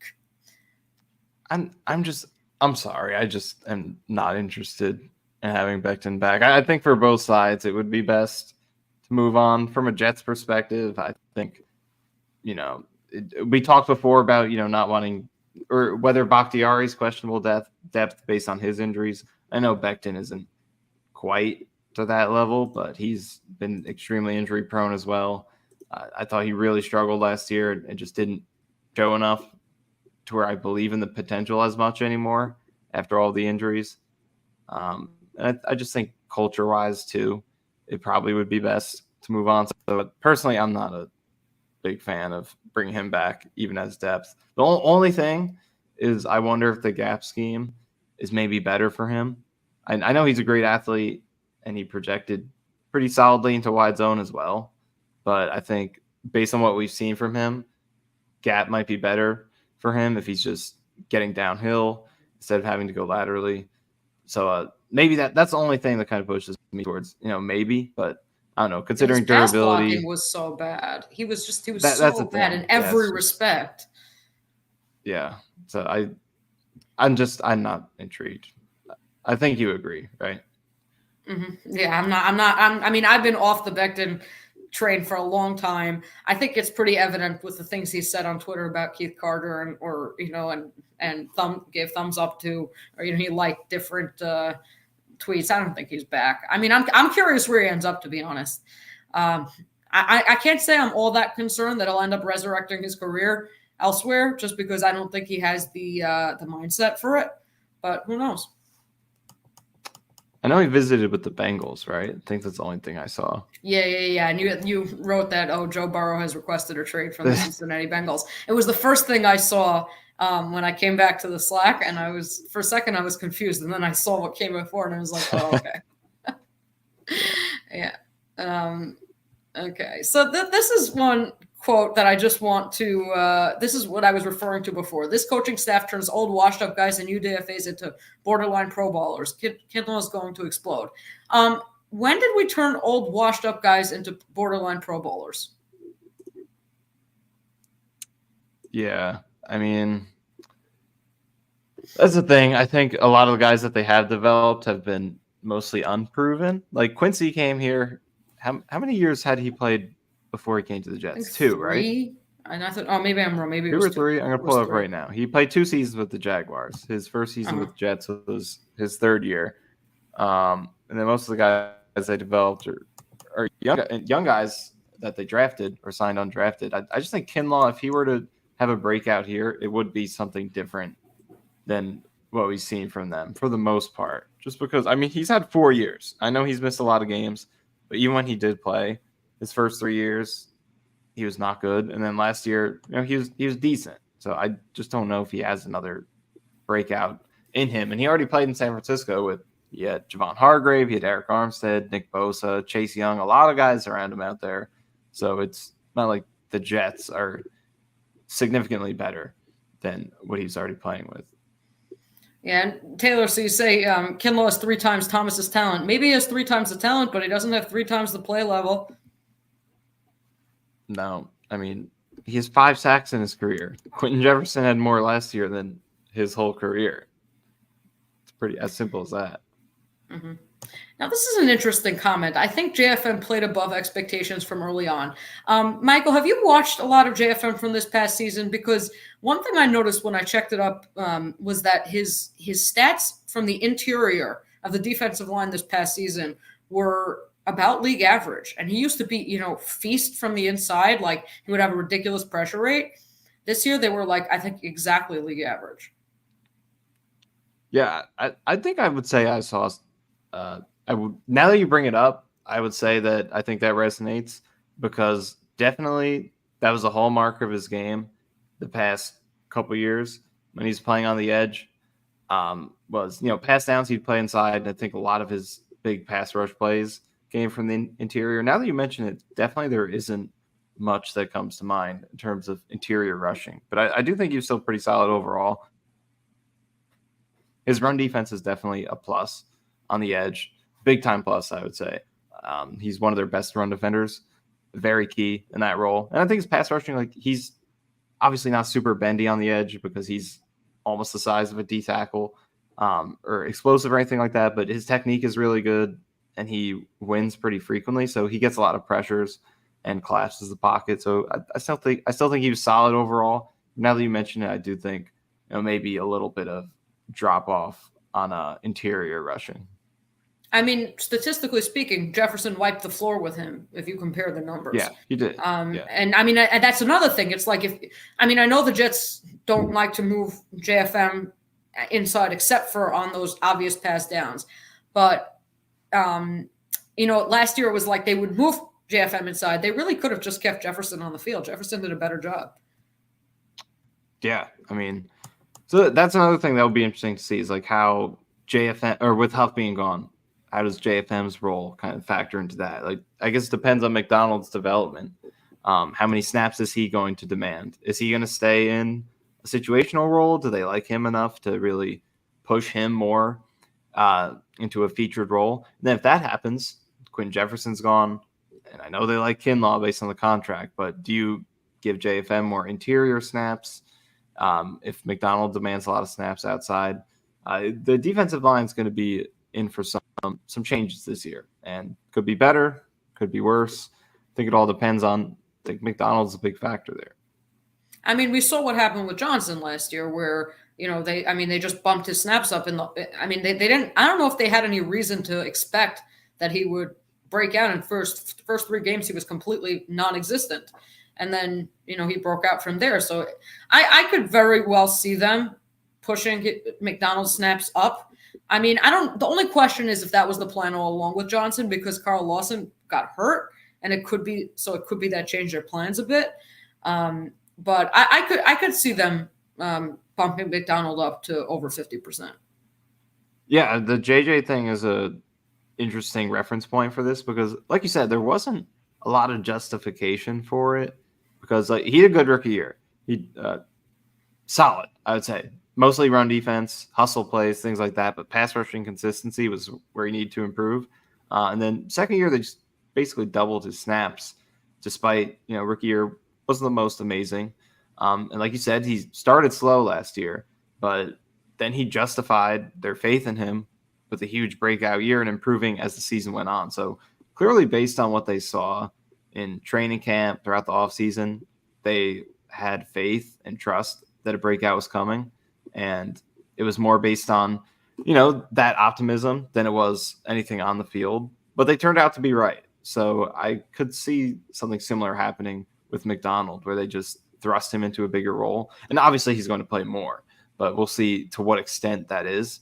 I could see something similar where suddenly he's a starter for you and the Jets are confident that he's going to break out. And we'll see if they can go 2 for 2 on these gambles. Mm-hmm. Now, this is interesting. He said, I think even Jefferson played above expected. If you remember, nobody was that high on him before the year. Maybe nobody else, but we were. Yeah. Yeah. I mean, I love that signing because what he did last year with the Jets was not too much different than what he did with the Seahawks the previous year. So I think that that's just simply lack of information. I think that we at JetX were very much expecting what Quentin Jefferson did last year. We were expecting him to be a very strong pass rusher, and he was. I think people just didn't know because he didn't get a lot of money. People assumed, he must not be that good. Yeah, for sure. I think maybe the run defense is part of why he didn't get paid as much. Some players around the league just really don't. I don't understand why they don't get paid as much. We'll see what he got in this Browns contract once it's official and reported, but he's a legitimately very good pass rusher. I think they'll miss him. Yeah. And so much the better for Cleveland's defense. The rich get richer. Yep. Yeah. Okay. The praise for Saleh and Ulbricht's defense goes too far. Do you agree with that assessment? I don't. I guess it depends on what level of praise you're talking about. I think it I mean, they've had back-to-back years as they were third, I think, defensive DVOA this year. I think they were fourth or fifth the previous year. So the production is there, and it's not like they're set up well by the offense. So I don't know. I don't think the hype is out of hand for this defense. I mean, it's not the greatest defense of all time or the best in the league, but it's really, really good. So I don't know. I think it's fairly discussed. Mm-hmm. Yeah, no, but I do think it will drop a little bit this year. I think we'll see more like borderline lower end of top 10 versus top 5. I mean, we kind of thought that last year, though. I think you and I had both written articles about why the defense might decline. So, I mean, but that was because partially because we didn't expect a Huff breakout, and also because they lost Quan Alexander and we didn't think they would be able to replace him. But speaking of that, actually, that's one thing that's interesting. They want to re-sign Ashton Davis right now, but Samini reported that he wants to go somewhere where he's going to start. I mean, I think good luck with that. I'm not sure with all the safeties out there. Quandre Diggs is still available. Julian Blackmon. There's so many other guys. I'm not sure Davis will be able to find a place to start. But if they don't re-sign Davis, what are they going to do in base? Are they just going to give Sherwood a bigger role and just play more 4-3? Are they going to, because they played a lot of big nickel last year with Davis on the field instead of giving Sherwood a increased role? What do you think they do? I mean, and that was what kind of how they got around having lost Quan Alexander. And the truth is, when Sherwood was on the field, I mean, especially in coverage, he's a liability. And so I don't know. What do you think they do if they can't get Davis back? I mean, maybe that's another hole in terms of, like we talked about, situational pass rusher. Maybe that's another thing that they target in free agency prior to the draft. Or I think that's a role, if you could find an athletic, type of tweener defender, maybe you could throw into that role. We know that they've drafted a few guys like that throughout the past couple drafts later on. So that is another good hole underrated hole to keep an eye on if they are not able to get Ashton Davis back. I hope they do, because I think he really thrives in that role. So hopefully that's something they can get done. But if not, that's something to watch out for. Yeah, so it's interesting, actually. I was looking back at the article I wrote about options to replace Jordan Whitehead, and one of the guys I mentioned was Julian Blackmon from the Colts. And the thing about him is that he performs far better in the box than he does deep. So I don't know what kind of contract he's going to get, but if he was relatively cheap, he'd be a guy that I might be interested in, because again, filling that box role, had his best tackling season from the box, coverage is best from the box. He was just an interesting choice. Although let me check up his height and weight. Blackmon height, weight. He's kind of small. He's 6 foot. Ashton's not even the biggest guy. He just kind of has the physicality to do it. Yeah, 6'1", 203. Yeah, very similar. So, I wonder about that. I mean, I still think Davis will ultimately end up back with the Jets. I think that he'll just find that he's not able to find a different place, and that that will give him a chance to start, and he'll end up back in the place that gave him, because ultimately he has an assured role on the Jets. If he does come back, he has that role, which may not be a starter's role, but still gives him, a chance to get on the field. Whereas with a different team as a backup safety, he might not have the same opportunity. Right. I agree. Yeah. Okay. Let's get through this. The wide 9 that's defense that Saleh implements has holes. Thoughts? Yeah, it definitely does. I mean, I think you and I have discussed both of those, or many of them, in some of the articles that we've written. I mean, we know, the Jets are going to a gap running scheme. I think in practice now they'll probably dominate in some of those plays, because that's what they're weak against. They're aggressive downhill. They like to one gap, shoot through gaps more so than plugging them. And then, so when you're running gap plays, they can really exploit that, use the momentum against the defense. They struggle with running back screens. That kind of punishes the linebackers' aggressiveness, things like that. So it definitely has weaknesses. It's not perfect, but I think the things they give up are things that if you have to choose what you want to give up, you would prefer to give up those things. Like what do they not give up? Deep passes down the sideline. Just really in general production to wide receivers on the outside. They're consistently near the top in terms of the fewest catches and yards allowed to receivers. They force opponents to beat them with short, with power running and short passes, which is a weakness, but they make teams have to be successful many times in a row to get down the field and score touchdowns on them. And I do that instead of giving up big plays. And I think they do a good job of that. So it definitely has holes. It's not a perfect scheme, but I think they've had a lot of success overall. Yeah, I mean, and that I think that point, I think that's their whole thought is that we're okay with giving up yardage. Ultimately, we're going to force you to go down to down and march your way down the field and score. And now the problem for the Jets is when you face a guy like Patrick Mahomes, who is perfectly content to do things like that. The version of Mahomes last year had like a ridiculously low average depth of target.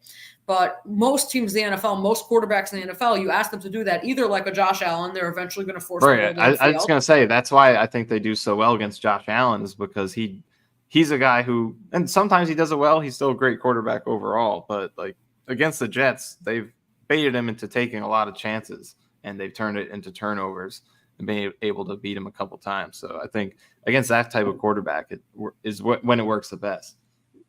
I mean, but there are a lot of quarterbacks like that around the NFL, and that like to push the ball downfield. It's the same reason why they beat C.J. Stroud. They killed him because he likes to throw deep, and the Jets are like, no, we're gonna force you to throw. I think I wrote before that game, I wrote the Jets have the defense that would beat C.J. Stroud, and they pummeled him. And then, so that overall, I think obviously we know it has its flaws, but it's a specific scheme. It's a specific mindset, and it's infuriating to fans at times, especially when you see them give up yet another third down because I watch them on 3rd and 1. I'm like, are you even trying to stop this? Like, they'll come up and they're in their regular alignment. They're not even like squeezing the middle or anything like that. I'm like, are you even trying to stop this? But ultimately, I can't argue with the results. And so I can grumble about it all I want. But ultimately, they've been a top 5 defense the last 2 years. And so, and it's actually pretty impressive that they were a top 5 defense last year, considering they got blown out so many times. Yeah, for sure. Third down I just brought up their numbers. Like, they're 13th on third down last year. So that's something they can improve.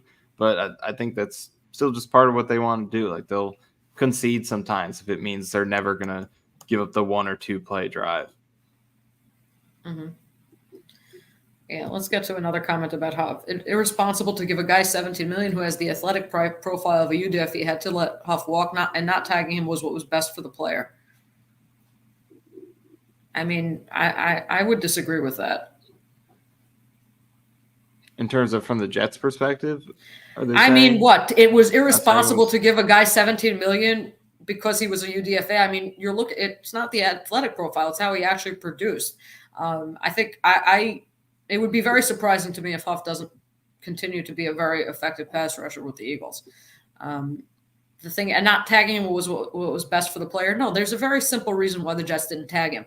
They didn't want to be, let's say even they were trying a tag and trade, they didn't want to be holding that cap hit until they were able to trade him. That's why they didn't tag him. Again, it's a shame that they let him walk for nothing. They should have traded him at the trade deadline last year because they knew they weren't going to extend him, and he was eating up the league. But I don't agree that it would have been irresponsible to give him $17 million or that they didn't tag him because that was best for Huff. Yeah, I agree. And I think this is kind of like the opposite of paying former first rounders because they were first rounders. It doesn't matter now that he was a UDFA. He's played games in the league and produced at a high level. So I think the draft status is out the window. It's more the only thing that holds him back is his run game reputation and whether he could hold up in that phase. But pass rushing, I think he's proved everything to this point. Okay, this is a point that people have talked about Carl Lawson. A lot of our extensions last year hurt us because we lost the year with the Rodgers injury. It wasn't just extensions. It was it was extensions. It was also the Lawson thing was terrible because he took a pay cut, but ultimately they added void years, and so instead of being able to having him just leave as a free agent, they ended up having to have $6 million or something like that on their cap this year for nothing. Really what they should, ultimately last year, if they weren't going to cut him, they should have just, had him cut his salary to a level that they were willing to carry on the cap in 2022, because the void year thing on his contract really hurt them, and you could kind of see that coming regardless. It was $6 million is a lot of money. Yeah, I think you put it perfectly. Yeah, let's see. We might need to draft a pass rusher early and trade down from pick number 10 since tackle and receivers are deep in this draft. How would you react if they draft a pass rusher again this year? It would be hilarious. I mean, I usually record my reactions to the draft so I can look back on it. I had a really funny one when they drafted Hackenberg because everyone did not want them to do it. In the weeks leading up, there was like rumors. Then they did it anyway, and it was abysmal. And it turned out exactly how we all thought. So I've had some funny reactions to the draft, but I think if they drafted a defensive player this year in the first round, I'd flip out. It's funny last year because I just remember this. Robbie was on with, I don't remember who he was on with, someone on Odyssey, and he was asking us, who are the top edge rushers available? He's like, I'm telling you, edge rusher, whatever. And I gave him some names. I think I said Nolan Smith and Lucas Van Ness and maybe one other name. And like, it turns out they actually did go edge rusher, just one that none of us would have even like thought of. And if you're not following closely, you might not have even heard of him. I mean, again, the thing about McDonald's is I like the player, and I think he will become a good player. I think two things. Number one, they just had a bigger need there, and they could have taken a receiver. And number two, I mean, I think now it's unfair to him to have so much pressure on him in year 2 to replace Bryce Huff. Right. Yeah, and I mean, the interesting thing about him to me is his age, because like he's billed as this toolsy projection type prospect, but he's really old. The guy is going to be 25 before the season starts. He hasn't started an NFL game yet. So he is at that age. You would like to see quick development because, I mean, how old is Quinnen Williams? I mean, he's almost as old as him. So he has like this developmental tag to him, but he's coming in pretty old for a first round pick. So hopefully that translates to a big year 2 leap. I mean, there is the one thing that he didn't play. He didn't play till high school, right? He didn't play or something like that. Yeah. So that is worth. It's kind of like the George Fant thing where he didn't play. Right. Yeah, it's a good comparison. So that a little. You have a little bit of that. Even though he's older, he might have more upside because he just hasn't played. I mean, look, we were definitely very impressed with his film, but that doesn't mean that, and he had some flashes in his rookie year. It just doesn't mean that he'll be able to translate that onto the field in year 2 to a level that will, have the Jets pass rush where it needs to be. Right. Okay. I don't think we have to accept the defense will be worse. Chuck Clark is an upgrade and Tony Adams should be better as well. McDonald should be better. So I think we should be about the same. What do you think about this?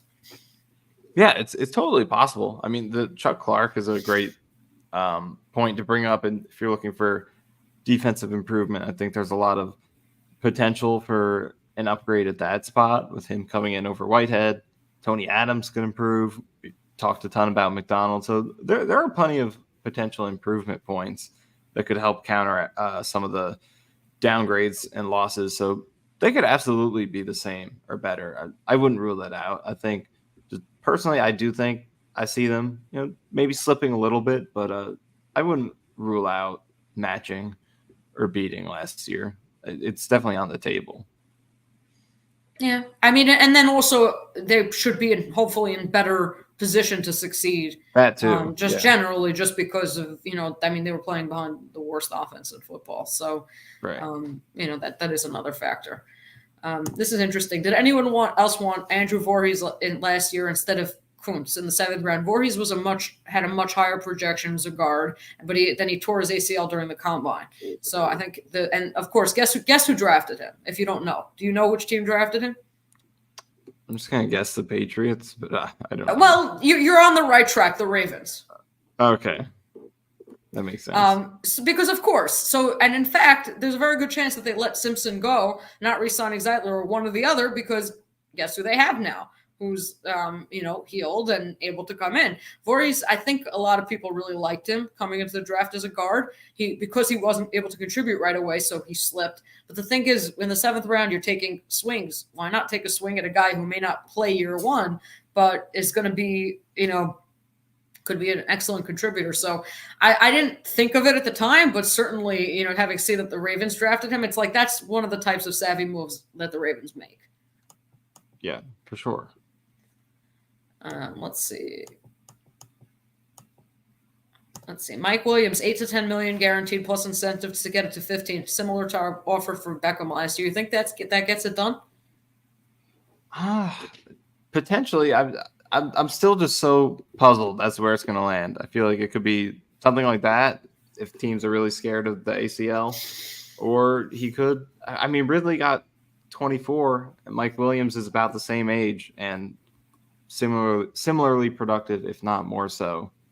So it really could be something in that range as well. So I honestly don't know. There's a lot of possibilities, but the fact that the Jets are involved tells me that pushes me to think it's going to be on the lower end. I mean, do you agree? I mean, and that's where this idea comes in. I don't know if 8 to 10 million, but I could see it going like 12 million guaranteed with incentives that could get it up over 20. Probably not likely to be earned incentives because he only played 3 games last year. Right. I could see something like that. Now, Ayuk, what do you think about this? This is the thing. I watched Ayuk's film and I was like, if you're going to trade for a receiver, this is the guy you want to trade for. By the same token, obviously, we don't even know if he's available. I think he's going to end up being extended in San Francisco. But what would you give up to get a guy like Ayuk? Like at this point, thinking about now, different than before, would you give up your first round pick to get Ayuk versus, let's say, considering drafting a receiver?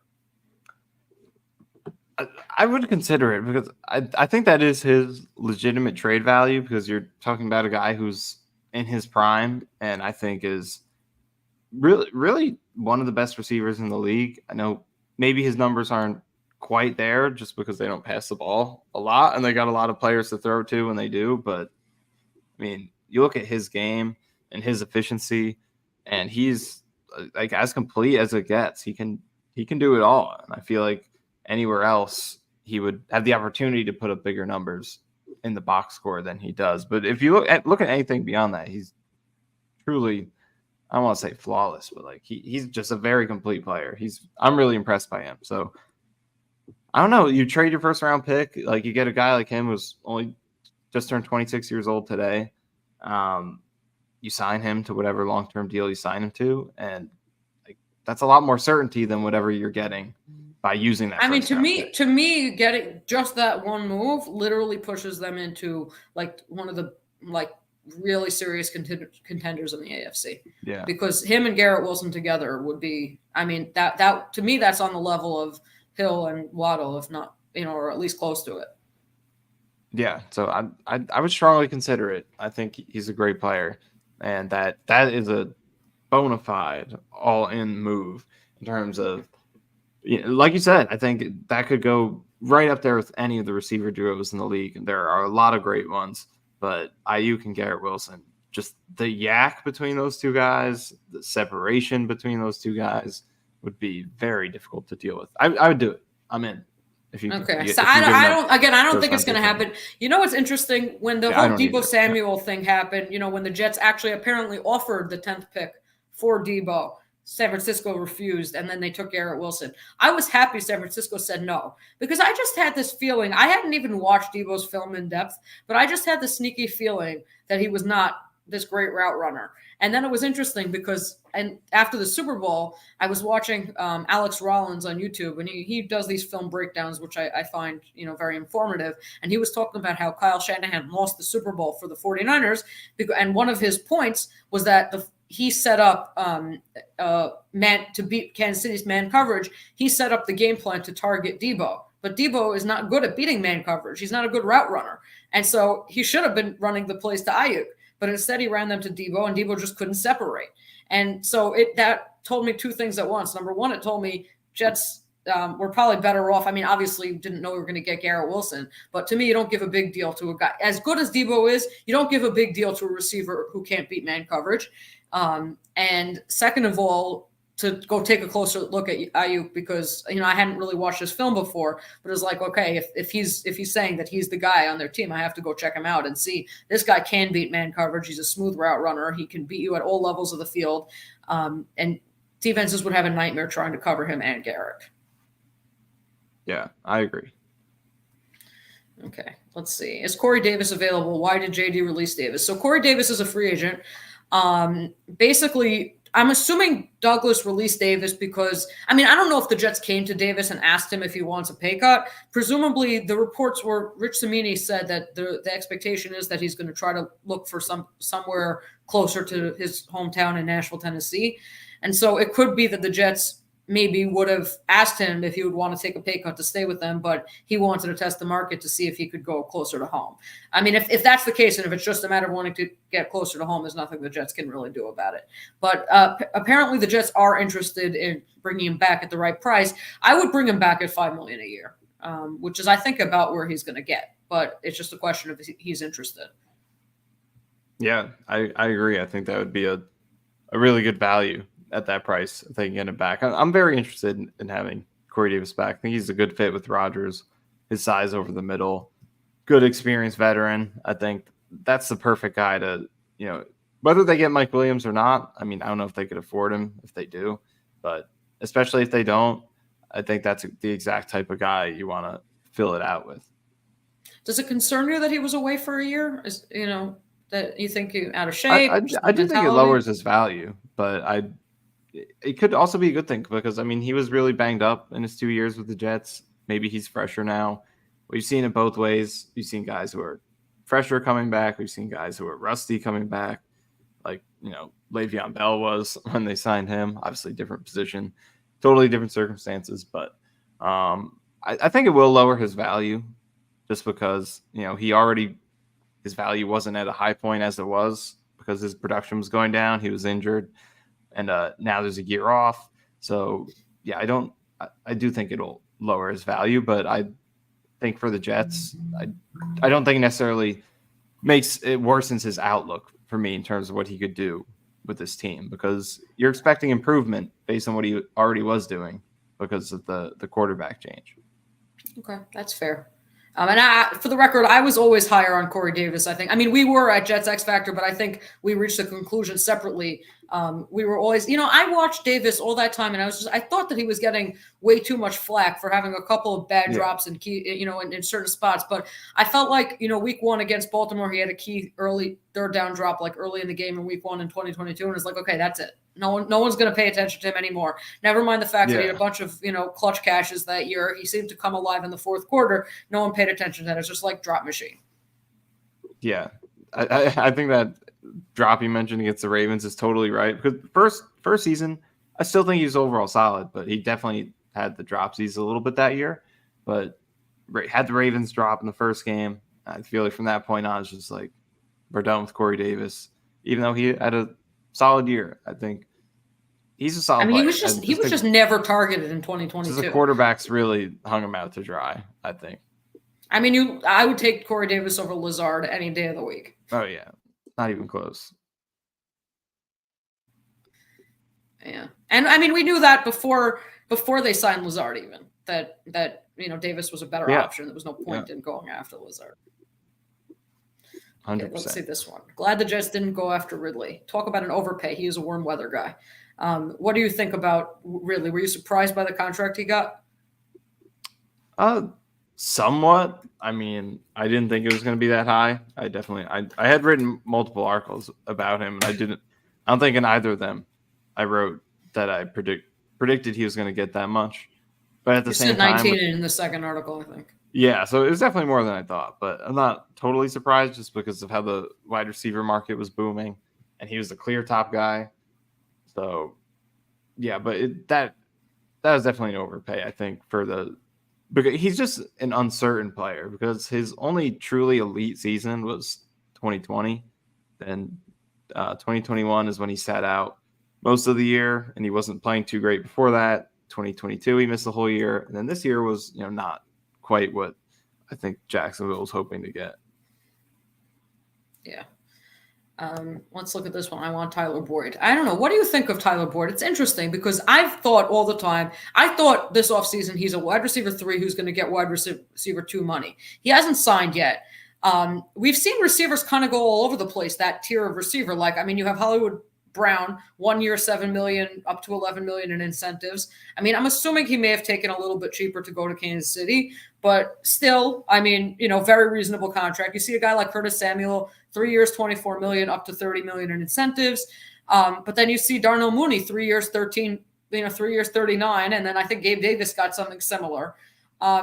What do you think Boyd is going to end up getting, and what caliber receiver do you see him as? Do you see him as a poor man's 2, or is he a 3 all the way? I think at this point I'm more comfortable saying he's, a solid slot receiver, probably your 3rd receiver overall. I know he's had the ceiling in the past with a couple 1,000-yard seasons. He was the guy before that, before they got Higgins and Chase. He was their number 1 and did pretty well. But I think at this point he's going on 30. He had already settled in as their number 3 guy the past few years and done pretty well. Although this year he declined a little bit. He's just a solid slot receiver to me. He has a big frame. He doesn't drop a lot of passes. Pretty good uncontested catches. Not really a vertical threat, but just short game, really reliable hands. I think he's just a steady guy to have. So I think he would be a solid addition.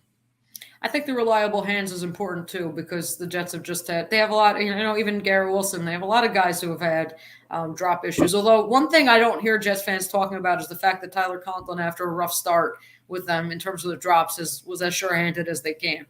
Yeah.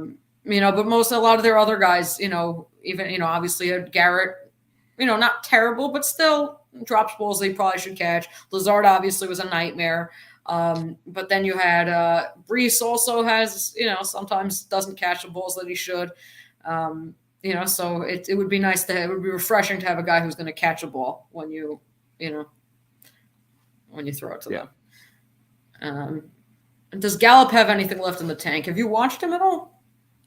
I haven't watched him at all. I just know it's been a really long time since he was really productive. I think he was also one of those mainly one season guys, right? Yeah, I think it was 2019, the last time he was really impressive. Mm-hmm. Someone said, I wouldn't mind Boyd either, but I want receivers with wheels. I think that's talking about the deep threat aspect, which they do need. And so if they can't get Williams at this point, I guess Josh Reynolds, but he's not really your prototypical deep threat kind of receiver, I don't think. No, he's not a burner. He's more of a size contested catch type guy, but that's why I think OBJ would fit if they don't get Mike Williams, just in terms of he can still get vertical, he can still separate, and he made big plays for them down the field last year in small spurts. So in that specific role, I think he could still help you. Yeah, just the thing to me, if you get OBJ, it's a little bit like Lazard last year in that you would prefer him to have him as a lower volume guy, because I think he was more efficient last year. But then you also have the injury question with him. He missed. He came out of so many games with this injury. I just remember watching Jet games, and every other second it would be on the ground. Oh, Beckham left the game was questionable with a shoulder injury, with a wrist injury, with a injury, ankle, that. Let's see. Let's see what else we have.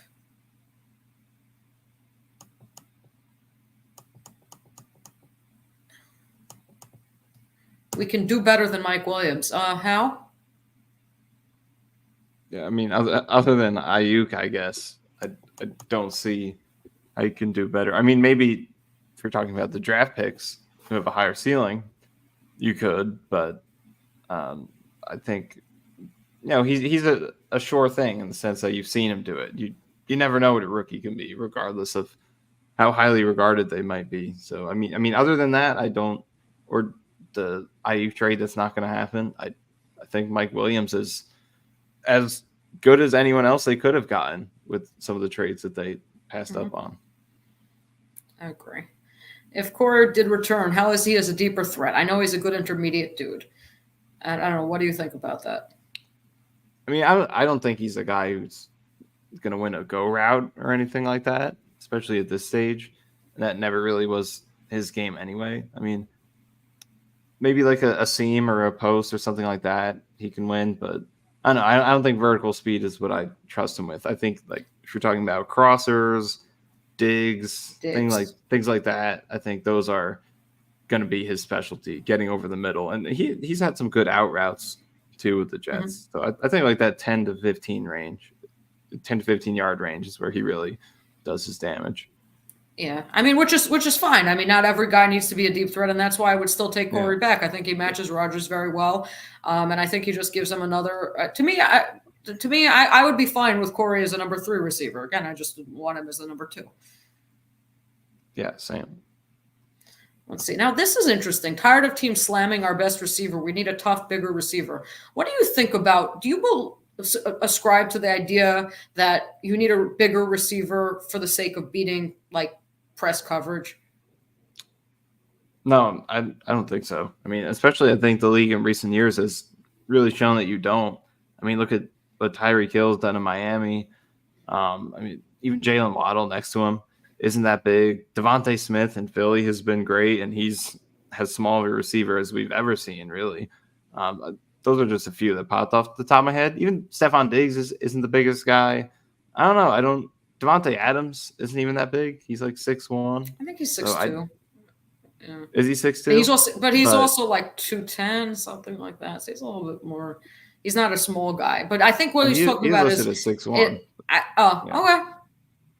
But I think that what he's talking about is Garrett. You know, I mean, if Garrett gets slammed by man coverage, that's his own sort of just a deficiency in terms of being able to beat press by swiping away the hands. He as one of Blewett's biggest criticisms of Garrett as a draft prospect, even when the Jets first drafted him, was that he exposes his chest too much.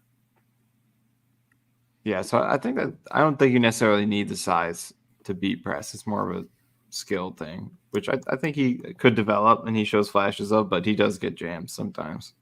I mean, you remember that one I showed you of L'Jarius Sneed? I mean, just eating him alive, basically. Let's see.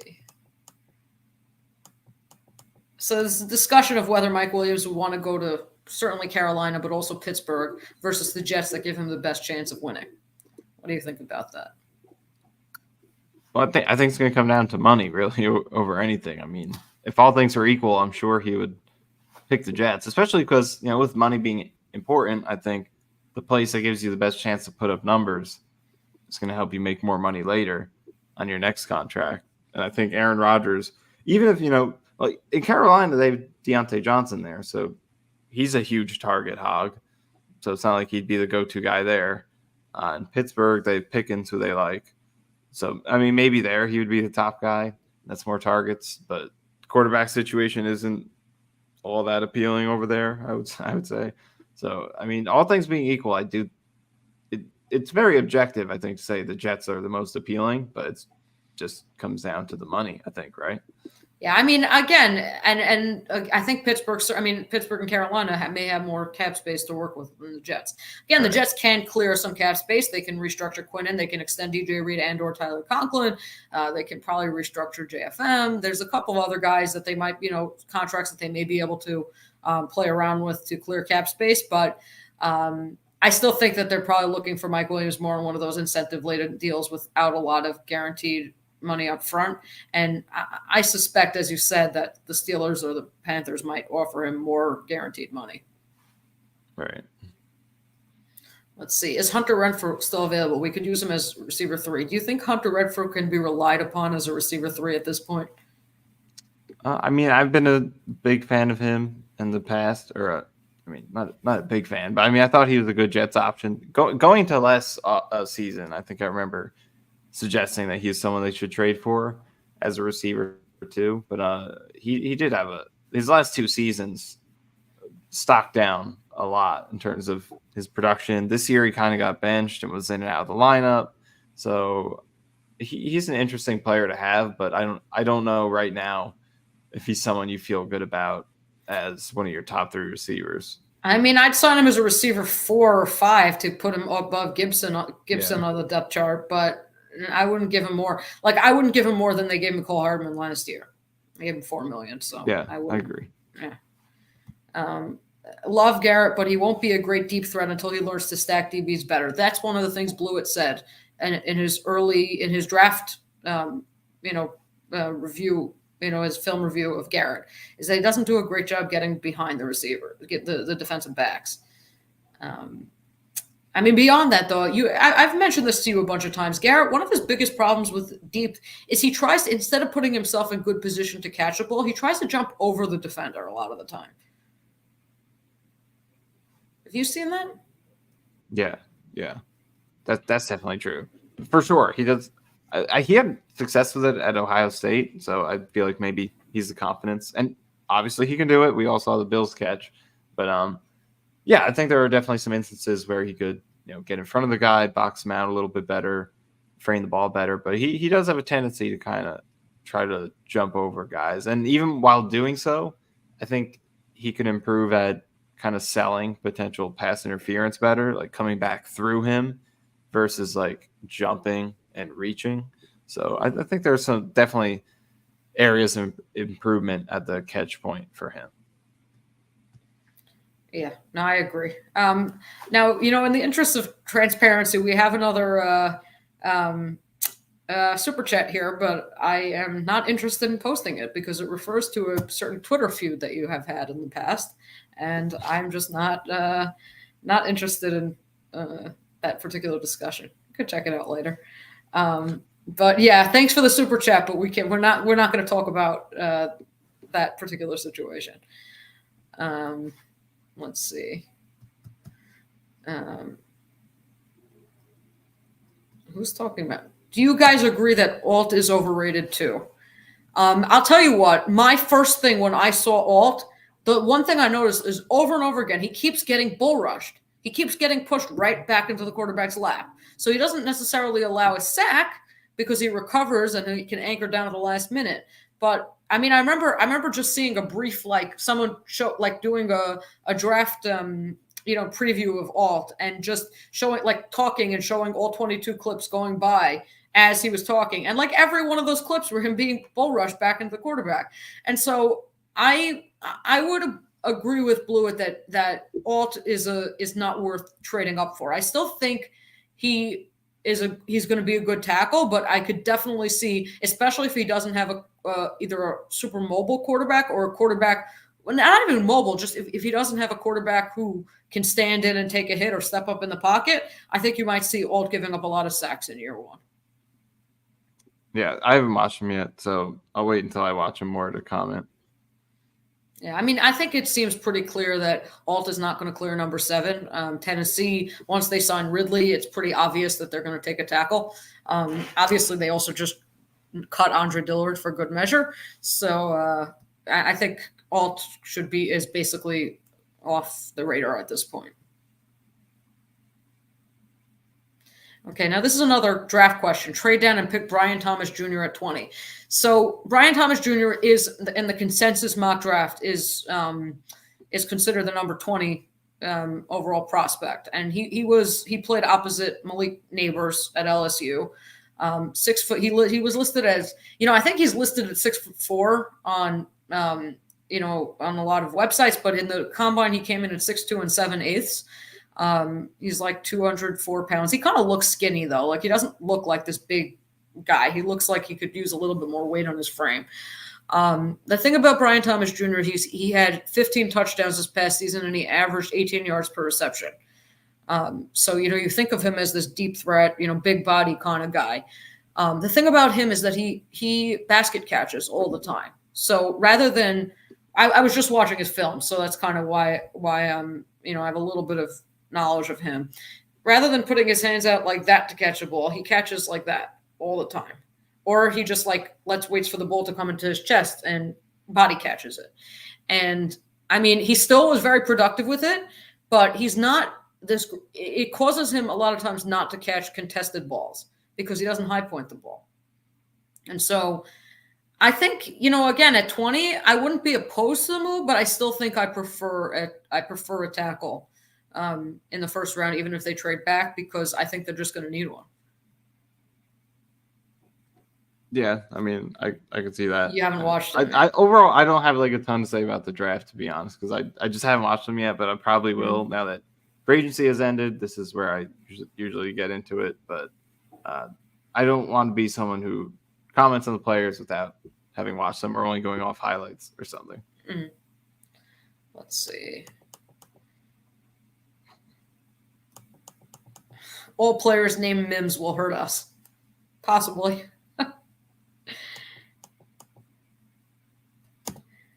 Here's a mind-blowing pick. If we sign Williams, how about we draft a QB and develop our next guy behind Rodgers? Do it right for once. I mean, I'd be really upset if they tried such a thing. Yeah, I agree. Let's see. I'm going to wind down, but interesting. Ricky Pearsall would be a dream second-round pick. I thought Pearsall would fall to the third round before the combine, but I think he ended up running in the 4.3s, and so second round. The problem with I think Pearsall's a slot guy, so that's the one thing. I guess if they get Mike Williams, I'd be more inclined to say draft a slot guy, but I'm not thrilled with the idea if they end up, let's say they end up with like an OBJ and Reynolds type or OBJ and someone else. I'm not as thrilled with the idea of drafting a slot guy only because I feel like they really need a guy who can play outside more. Would you agree with that, or you think just get the best guy available?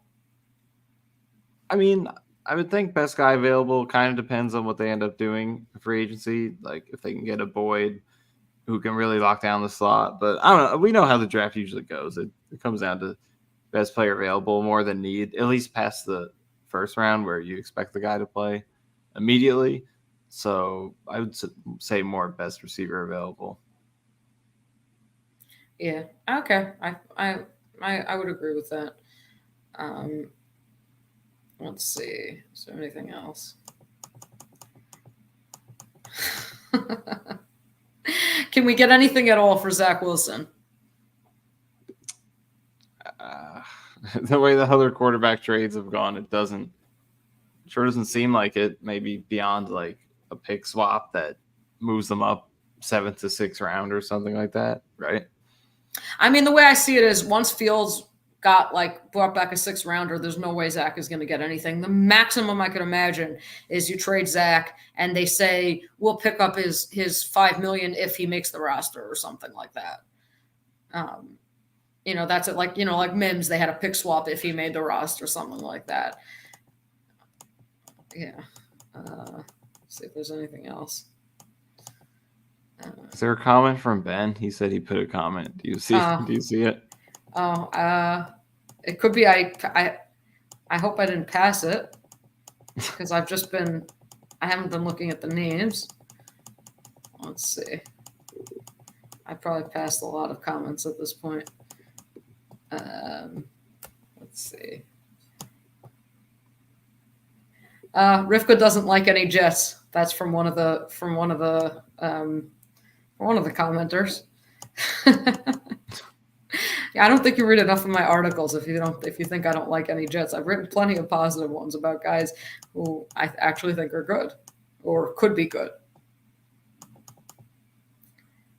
Come on, Rivka. There must be at least one thing the Jets have done over the last 4 years that you like. Did you listen to the whole stream or follow the whole thing?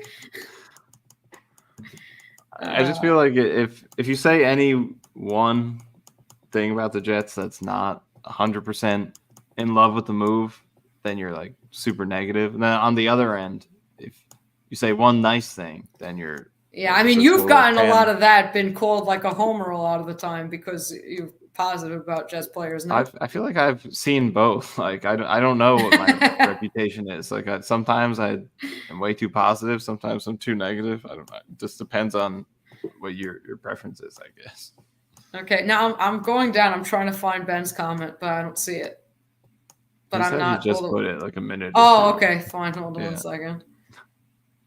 Let's see. Oh, what's the plan? Okay, fine. Here. What's the plan for backup interior offensive line? Also, I think you guys should stay live the entire night. Ben, I have to travel an hour and a half tomorrow, and I have to leave my house before 8 a.m. So, no, I don't think so. Until Mike Williams signs, we're going to stay on until we get Mike Williams. Yeah.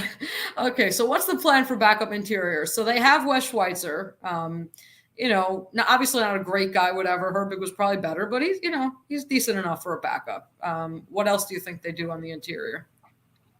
I know Blewett talked about it, but bringing back McGovern is interesting. Although the scheme change, he's a great wide zone guy, so maybe scheme change, if that happens, not as great. But your backups, I don't know if you care as much. You just want the best guy. So that's interesting.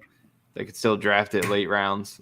But it's something to think about because Schweitzer is all they have. They don't have any other viable. I know they re-signed Jake Hansen, who played some games last year, but I don't think he's a 53-man roster player. So yeah, definitely something to keep an eye on. Yeah. I mean, the one thing I would say is that, I feel like, first of all, you could take an interior offensive lineman in the middle rounds and use him as at least a backup. Usually you can get someone half decent there, especially at center. I feel like the guys who play center, like a lot of times you could get a decent center third, fourth round.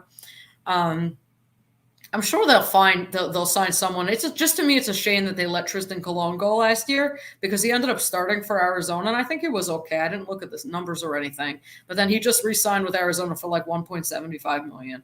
So I would have taken him as a backup. Yeah, for sure. Yeah, let's see. There's some more comments now. Let's see. Could you have envisioned Hackett outsmarting any OC last playoff season? No. No. I mean, is there anyone at all that you see him like ever doing anything like smart? Well, I mean, he was good against D'Amico Ryans, I guess, for whatever reason. Yeah, I mean, but then again, D'Amico Ryans, again, it was his first year, and Salah was pretty bad in his first year too, as this defense. But Houston's defense was pretty bad this past year. So, they are pretty exposed. I certainly looked pathetic against the Jets. Maybe that was just Hackett outsmarting someone. Vance Joseph and Denver. Those are probably the only two games where they were like, okay, they have a game plan. Yeah, Vance Joseph against Denver. All I can remember is the CJ Uzomah throw where they couldn't get it out of. They ended up not getting a field goal because they threw it inbounds before the half. Oh yeah. Yeah. Hawk, I can barely manage our own pod. That was from Ben, because he said, "Come right on." Yeah. Yeah. We have anything else we want to talk about right now? I think we've been over 2 hours. It's been fun. Anything else you want to add? I got nothing. I think we gave a good 2 hours. 10, 15 minutes. Mm-hmm. That was pretty meaty podcast / live show, whatever you want to call it. Yep. Have Nania name every Jet he can think of. Ben Blessington. No, he could do that for you. He can just text it to you. You can have a contest. Yeah. Okay. Fine. Thank you so much, everyone, for joining. Thank you so much, Michael, for coming on for the live stream. Everyone else, please make sure to like, share, and subscribe. Subscribe to the Score Boord Podcast. Hopefully, I'm finally going to get myself on Spotify and all the other places where you get your podcasts. Until then, you can also subscribe to Michael's Cool Your Jets podcast. That is on Spotify and wherever you get your podcasts. Just had Thomas Morstead on, so make sure you listen to that. I was asked, do you stream every Sunday? No, I don't. I think I'm going to try to stream every other Sunday if I can, but we'll see what happens as the season, as time moves on. And yeah, thank you. It was a lot of fun. Okay. Have a good night, everyone. Okay. Bye.